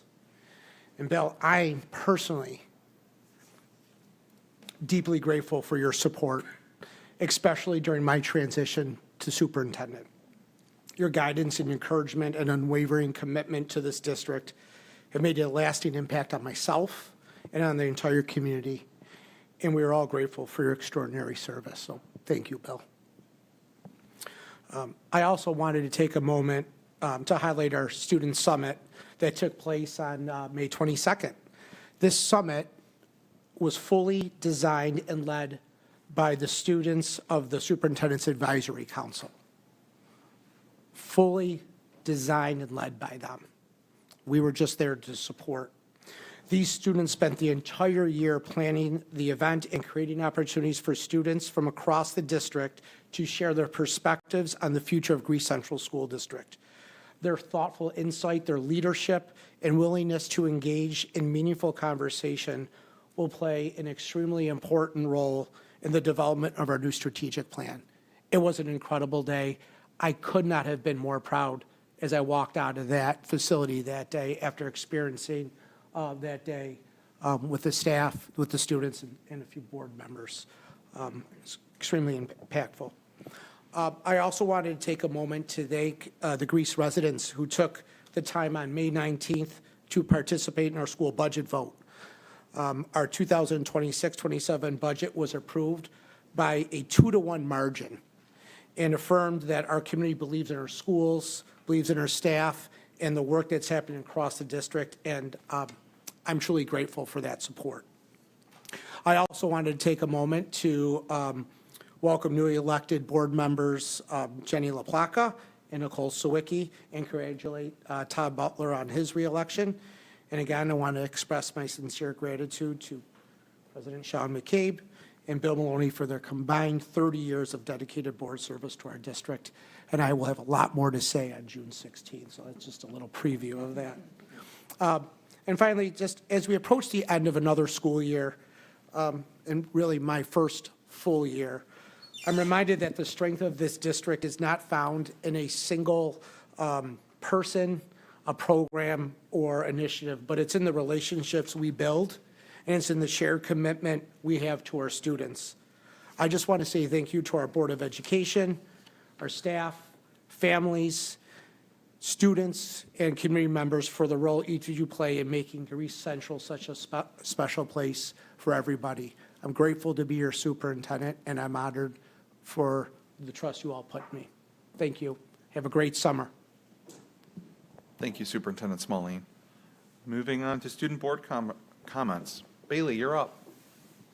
All right. I just want to extend my gratitude again and congratulate Mr. Maloney and Mr. McCabe. Mr. Maloney, it's been great getting to know you, especially at the BOCES meeting. I love chatting with you and hearing about your experience here in Greece, and also talking about Notre Dame. Go Irish. I'm going to miss hearing you adjourn those meetings, but you're just a great human, and thank you for your service. Also, Mr. McCabe, thank you for your encouragement, for always telling me to give out those jokes, and just for putting a smile on my face and making me feel special and important on this board. So I appreciate the work that both of you do, and thank you for everything. Last month, I had the pleasure of attending All-Star Day, which is our version of Special Olympics here in Greece Central. It's an annual athletic inclusion event for our elementary school students with disabilities. Students from all high schools volunteered to support our elementary school athletes. I woke up that day and I was like, ooh, this is not looking good. It was pouring rain, it was freezing, but it didn't matter. Our athletes absolutely loved it. The adults that worked on it just did a wonderful job. We had so many families and teachers there to support this day. So it was just such a wonderful experience. I want to thank Mr. Lapani and the All-Star Day Planning Committee for the work they did all year to make this possible. It just was an event that made me so proud to be a student in our district, and proud of all the opportunities we have to give service back to our elementary school students and inspire them as high schoolers. This being my last board meeting, I wanted to express my gratitude for all of your support this year. I want to thank the board members and the superintendent cabinet just for laughing at my corny jokes, appreciating my perspective, for your guidance and advice, especially Mr. Smalley and Dr. Zaffitz for meeting with me once a month before these meetings, just kind of chat about what to expect and helping me prepare for these meetings. I'm honored to sit alongside all of you every month, and this has been such a wonderful opportunity, so thank you. Also, I would like to thank my family, friends, and teachers, my parents for coming to every single board meeting and supporting me through every journey of my life. I would love to thank my friends, especially the ones in the Superintendent's Advisory Council, specifically Silas from Odyssey, Jimmy from Olympia, and Damaris from Arcadia. Every month I'd reach out to them and be like, okay, what happened at your school so I can report it to the board. They were just such an instrumental part of my process, Silas being such a great leader to me and Jimmy inspiring me every day. So I am so excited for Jimmy and so grateful for their support. I also just want to thank our community, students, families, Greece residents, those who are tuning in at home. I appreciate your support of our schools. Thank you for participating in our district, whether that be participating or coming to school events, voting on our budget. Your voice truly matters, and Greece is just such a great place for such a great community of people who really care about our students. So thank you for that. And finally, I just want to share my favorite piece of advice that I've ever received in high school. It's from my music teacher, Miss Dyer. She told me that being nervous isn't always a bad thing. It just means that you care. I've carried this with me throughout my 4 years, and it helps me take risks and be grateful for every opportunity and every challenge that makes me feel nervous. As a graduating senior, I want to just give my best wishes to the class of 2026 on your next adventures. Just want to remind you to keep dreaming and pushing yourself out of your comfort zone. And to our underclassmen, I just want to tell you to enjoy everything that Greece Schools has to offer. Take advantage of our clubs, sports, and the opportunities to find out what you're passionate about. These are such amazing years to figure out what you want to do with the rest of your life. So just to finish, I want to say, most importantly, just remember to always lead with kindness. Remember that simple acts of kindness go a long way. And never forget the power of your words and your actions. So thank you so much. Thank you, Bailey. All right, moving on to board member comments. Mr. Butler. Thank you. One of the things that I always think is that everything is more complex upon closer inspection, and that's nowhere been more true than my time on the school board. And so every month we get this memo from Superintendent Smalley that tells us about some of the amazing things that are going on in the district that we never would have known. And so I just thought I'd share a couple of really quick things that I noticed in there. Our Titan TV students at Arcadia are putting together a video, an informational video that's for internal use around Portrait of a Graduate. And I just think that's a really cool experience for those students. And how great is it that we're taking advantage of their interest, their talent, and to produce a video, much like they might produce someday if they were to get into that line of work. I also appreciate how this district is one that is willing to look at what's not working, acknowledge it, and find ways to make it better. And we received some really positive indications from New York State around our compliance corrective action report around suspensions. And so that's a really tough thing to make progress on. It's not a fun thing to talk about, but it is, our district is working really hard, our PPS department working every day and getting some really positive acknowledgement of that hard work from New York State is something that's, I think, deserves to be celebrated. Our HR team offering a stipend to teachers who host student teachers, and that's resulting in more student teachers applying and becoming teachers in our district, which is a great strategy for addressing the teacher shortage. Learned about a new high dosage, high impact tutoring program that we're going to do that's really promising, and we're doing that in partnership with the Rochester Area Community Foundation, and so I'm really excited about that. And our our community schools, we heard a little bit about earlier, and our director, Kelly Sperduto, is going to the national conference on that and presenting not one, not two, not three, but 4 different presentations at that national conference, really showing off how we're leading the way in this district. So I want to say thanks to the voters who saw fit to have me represent them for another 3 years on this board. It's an honor and something that I certainly don't take lightly. And lastly, to Bailey, we may ask you to tell a joke at the start of every meeting, but you're no joke. You listen very well, and you represent what you hear from your classmates, and that is something that's really important to remember, that we have 2 ears and 1 mouth, so we should listen at least twice as much as we talk. I should take that advice myself. You always have good questions, and that curiosity is something that will serve you well. It's something that I always look for when we're hiring people, so don't ever be afraid to ask a question that feels like a dumb question to you, because it no doubt is not, and other people have that same question. I think your service here, and I believe that from your parents, what they've instilled in you and what we've seen from you, community service is something that's really important to you. And so I know you voted for the first time in this election. You hurried up to register so you could do that, and I won't be surprised to have the opportunity to vote for you one day. So congratulations, and best of luck at Villanova. Mm-hmm. Oh, and just because she's going off the board doesn't mean you have to stop coming to board meetings.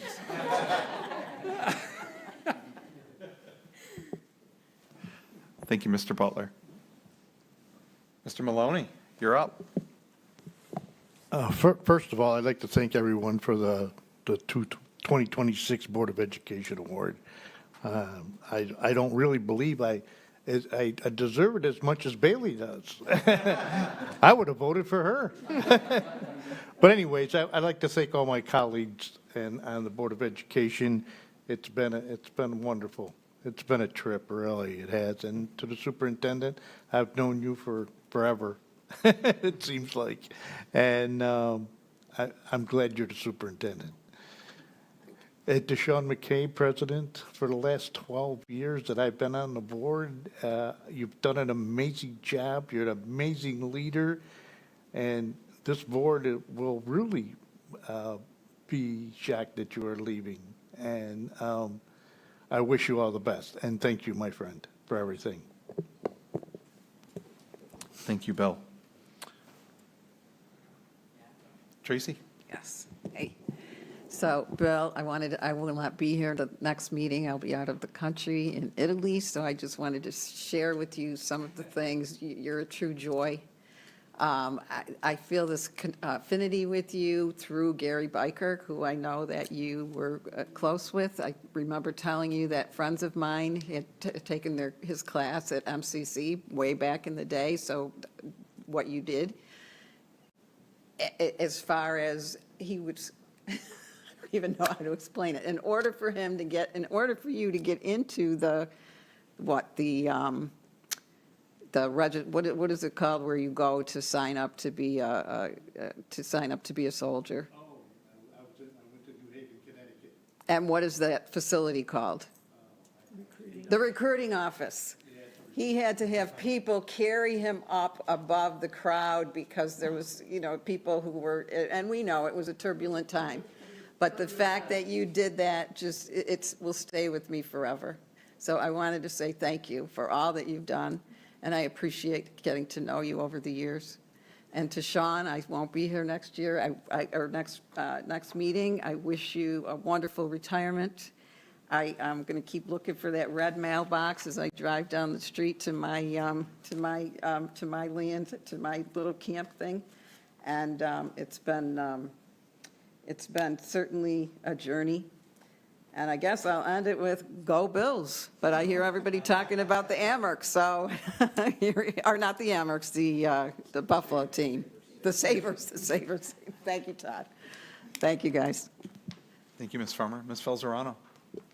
Are you skipping me for some reason? No, I just went with who. Okay. Yep.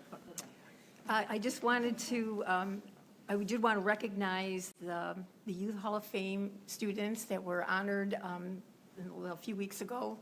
These are students who have overcome consequences or have had an opportunity to excel in areas where there might have been a challenge. So again, I'd like to recognize those students. Also, that we had the opportunity as a board to meet with the Greece Town officials. That was wonderful. It was a great example of the whole community coming together in support of our schools. I thought that was wonderful. It hasn't happened in quite some time, and it was very nice to have that opportunity with them recently. I think with the graduation season upon us, I'm reminded by the wonderful presentation we had last week from our Odyssey students and the AP coursework, the research, because really what we're doing is preparing students for a lifetime. And with AP work, that is a habit of mind, and you will take that with you wherever you go. And as we're preparing our students for graduation, I'm thinking we really cannot underestimate the power of a public school education.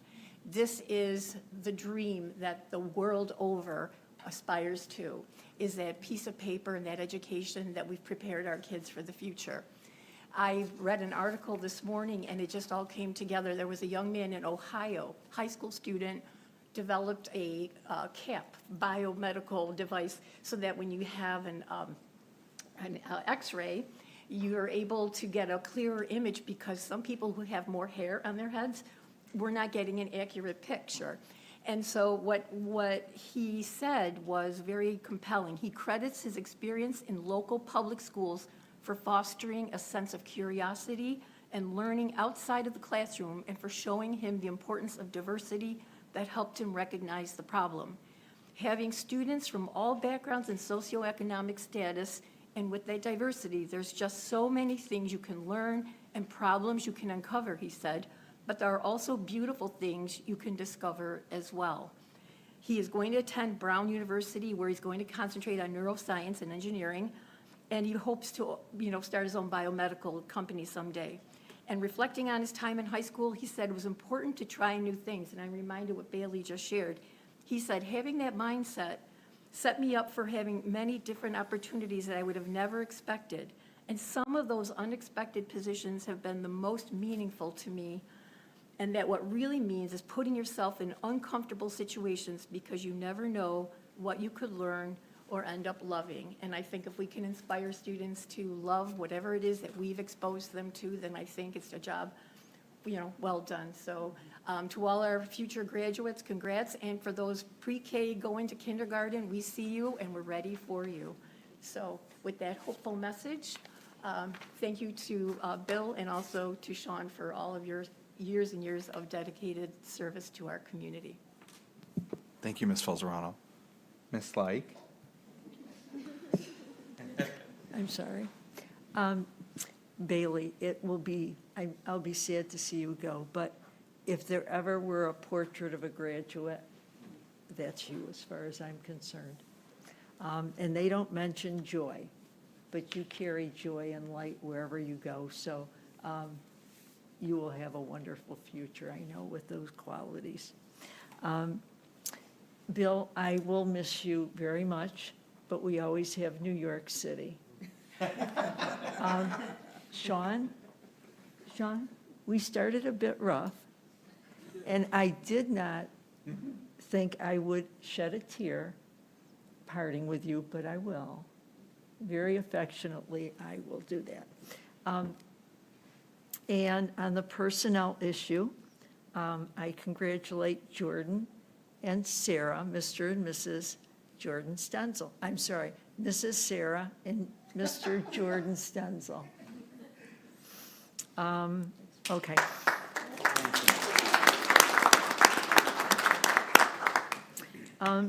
Survey results. I know that the district is working with different survey questions to really give us information we need to make important decisions.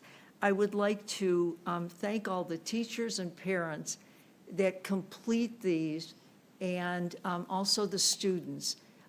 When you've got 10,000 students, or 10,000 students, and you have to make decisions on the board, it really is helpful to know. You hear individual stories, but that never tells the whole story. So please continue with these surveys. Please take them seriously. We do. I'm pleased that the literacy, you're continuing to tweak the ARC materials, not just accepting that program and then leaving at that, but how does this align with the science of reading, and to continue to develop programs or change programs to help that. The code of conduct, Abby was so excited to hand these out today. And I think it's just a great improvement, and I would ask parents to look at it. I think it will be a lot more usable now. It is to me anyway. And I'm pleased that the U of R is doing an audit of our current systems of behavioral support that should help us. Congratulations to the Athena High School social worker, Anthony Caleb, who received an Outstanding Field Instructor Award from Nazareth College. He was nominated for his work by his intern. I thought that was great. The summit, I agree with everything that's been said. And the thing that I left with, one teacher had brought students in. She said the one of her students who was there, she had for math, the student never said a word in class. And these students all participated joyfully and in leadership roles. So that was just amazing to see. And they weren't always the same students that, you know, get the awards and everything. I think that it was really open to many, many students who would not have been involved if it hadn't been for that. Congratulations to Jazz 90. They earned over $75,000 to pay for all of their expenses for the year, which is amazing to me. And I'm happy to see the pilots that are coming out too, like the high impact tutoring, and thank the Rochester Area Community Foundation. So the Odyssey presentation at the last meeting was beyond impressive. And having the postgraduates come and reinforce what those courses have done for them. I always talk about looking for gems in the district. I think that certainly is a gem that we can replicate, and a lot more students can benefit from that. So I've talked about tenure statements a lot here, I think. This was our last tenure packet. The good news and bad news. The bad news is I couldn't read them all, or I wouldn't have been here tonight. But the good news is we have this many young people, new people, coming to our district. You've done the first 3 years. That's the toughest. Thank you for hanging in there, and you'll only get better. So that's it. Thanks. All right. Thank you, Ms. Lake. Ms. Seaman. I actually just wanted to say, as a first-term board member, I thoroughly enjoyed you, Bailey. Your insight and your ability to articulate what is happening from a student's point of view was very impressive to me, and it made a difference, because that's the whole reason why I sit here, is for students, you know? So I really value your coming to the meetings and really participating. And I wanted to wish you the best of luck. Enjoy this last month as it flies by. It's a busy time, but enjoy your summer. Thank you, Ms. Seaman. Mr. Bonagorio, last but not least. I'm making the assumption that we will have an opportunity to say a little bit more. But just in case, a thank you to Bill and to President McCabe. But I'm anticipating another opportunity. So if you haven't listened to any other, or been to any other board meetings, you would think that this is the perfect place. There's not a challenge in the world. There are a few challenges, and but it's really nice that we have opportunities to also celebrate and kind of just reflect, and yeah, there are a lot of bright spots too. One challenging area that I was planning to bring up today, but I'm going to push it off just because that kind of feels right, is the area of technology that is kind of becoming a national conversation with regard to schools. Not just AI, but also the embedded technologies that districts across the country are using, and the challenges that come with them. But we'll set that aside for another day. This end of year thing really comes up quickly. It was really neat to see Bailey, Silas, and Jimmy together here at the start of the meeting, and to recognize them. We all got one of these. This for all of you in TV land, it's a smile on a cookie. That's Bailey's personality shining through there. But there are other smiles that come with the student board members, and that's the parents out in the audience. And I noticed that on all of the parents were in attendance tonight of the three, and it's neat to see the pride and the joy on their faces. So congratulations, Bailey and Jimmy coming on, and Silas, thanks again. I do want to also acknowledge from last week's meeting the Odyssey presentation on the AP research class. It was extremely inspiring.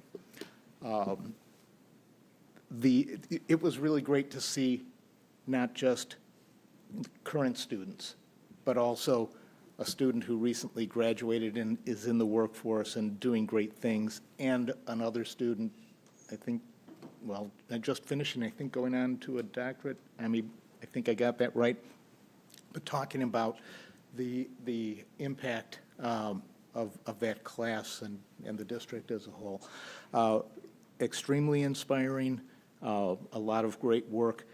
Something that they all said that I think the education world needs to keep in mind is, and I know it's become a resurgent idea lately as in the discussions of literacy, is the critical importance of background knowledge and accumulating knowledge.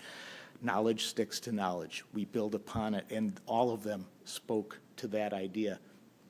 Don't know if they all knowingly did it, but they really acknowledged that point. They couldn't have gotten to where they were going and where they've gotten without building on that throughout their academic careers, and it continues, right? It's lifelong learning. It really is. So that's critical to the success of all that educators do and that we should be striving for. Congratulations to Sarah and Jordan. Very happy for you too. And I want to turn to my friend Bill. It's been a pleasure. We started out, I was on this side, Bill was way over there. I don't think we got to know each other for a little while on the board, but it's been really nice having him as a neighbor to my right here. I really appreciate him. He's on occasion whispered comments to me like maybe I'd pull that motion. Thank you for the advice, Bill. Feel free to text me during meetings in the future. But thank you for many years of service and your commitment to the district and to students and families. Mr. McCabe, President McCabe, we've had our moments. And that is perfectly fine. It's been a pleasure to work with you. I want it to be known in people who've watched, No, we've had our moments. And yet, through all of that, you have been nothing but professional. I've had many conversations with you privately on the phone with a, question about, you've never been unwilling to meet, to talk about things. You've always made time. That's one of the things that goes on behind the scenes that people don't see. So I really appreciate that. You come from a family that has a legacy of service. I don't recall too much about your folks. I'm sure it starts there or above. You and your wife, both public servants. Your wife is a teacher. You in firefighting, school board, county legislature. I'm sure there are others. Kids continuing that legacy with the son in the service, and forgive me for not remembering more, but that's a great legacy. So, I'm sorry. His wife is a captain. Wife is a captain. How about that? So that's really impressive.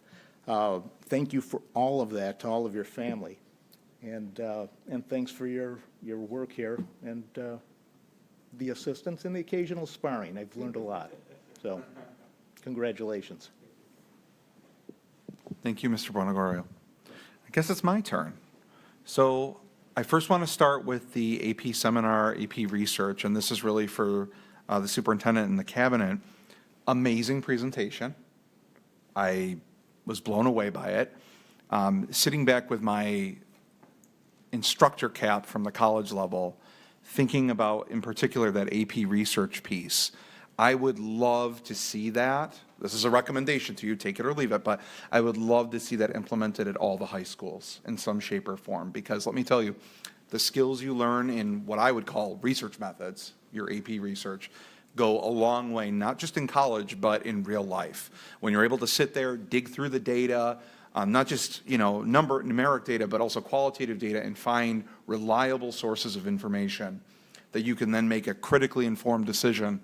It goes a long way, whether it's your politics on how you're voting, which house you're going to decide to buy, where you're going to put your money. All of those things come down to proper research and the ability to vet data and information. And I think that is one of the most valuable things I have seen. I had no idea, to steal Mary's coin term or whatnot, was one of the hidden gems within Greece. Had no idea that was there. Wish everybody had an opportunity to take that, and that's fantastic. And I would love to give you more college perspectives on that if you are willing to listen. So I'll get off my soapbox for that. Bailey, I was thinking about when I was writing up some comments for you, because knowing this was coming, I wanted to say a couple things for you. It's been an absolute privilege to have you here on this board. I'm not just saying that to say that, I really mean that. I remember a few years ago when they said a student board member was going to be a part of our group, I was kind of skeptical initially, because I was like, what does that look like? How does that, fall together? And now seeing with Silas's model last year, you this year, and now anticipating and getting really excited about where Jimmy's going, I just want to let you know, I really appreciate you being here as well as all of us. What really stands out to me about you as an individual is your level of preparation, thoughtfulness, and professionalism that you brought to being a student board member. It's a rarity, because I try to think about, like, if I was in your shoes back when I was your age, what would I have done? It would have been a mess, I can just tell you right now. It would have been a mess. I couldn't have done it. So the fact that you are doing it, and I'll say the same thing I said about Silas with you, it takes bravery and courage to do what you do. All right? And especially at your age. And to echo what Mr. Butler had said, I have no doubt you have a bright future ahead of you.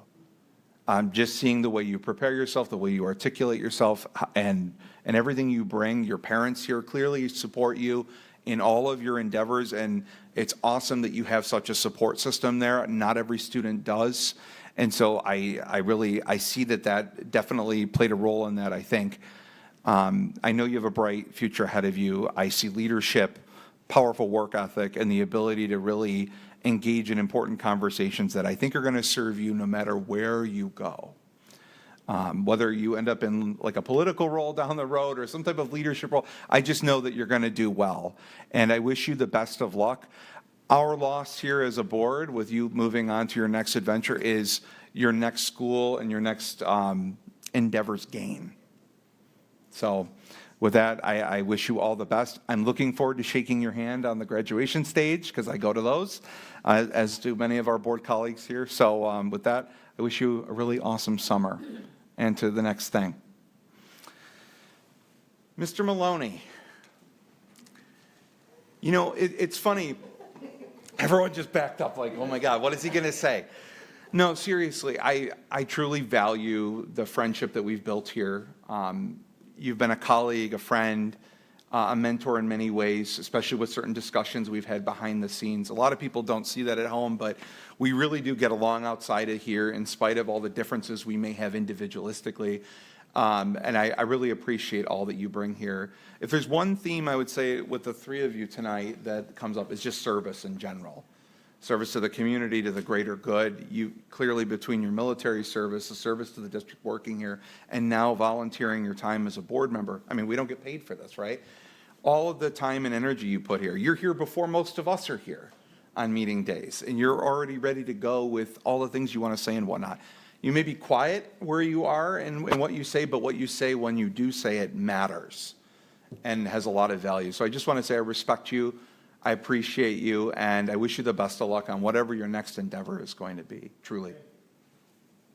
As for President McCabe, Sean, I also consider you a friend outside of here as well.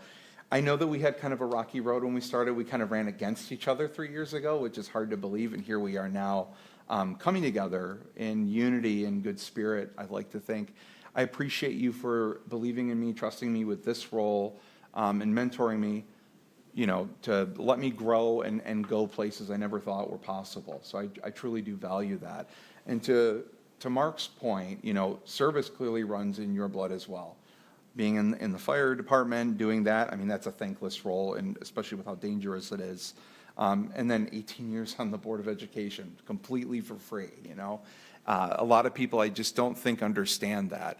This is essentially like a second job for a lot of people. I know for me, it's like having another part-time job where you have to put a lot of time and energy into it. So the fact that you're always prepared for questions, I know you've taken late-night calls from us in the past and whatnot, like, you've given it your all, and I just want people to understand how important and valuable that is, that we are going to be losing out on really a gem here, because you have so much wisdom and experience. And I can only hope, or whoever ends up becoming president in the next round, next month, they've got, you know, big shoes to fill. Truly. Yeah, and I wish you the best of luck on the legislature. I enjoy watching those meetings as well. Those are entertaining, to say the least. Yep. And I also want to thank you for bringing Alex on board with us, because he's fantastic. He's going to make a great parliamentarian moving forward. And with that said, I just wish you the best of luck. I know we're going to have probably more to say in the next meeting, but thank you for everything. And President McCabe, you're up. For the next meeting. I'm going to have some things to say at the end of the next meeting, so I'm going to reserve my time. All right, fair enough. With that said, Mr. Maloney, you're up. I'd like to make a motion to adjourn this meeting. Do I have a second? Mr. Butler. I don't know who's going to do this after I leave. I don't know. We're going to have to find somebody to take that. All those in favor of adjourning? That passes 9-0. Thank you. Have a good night, everybody.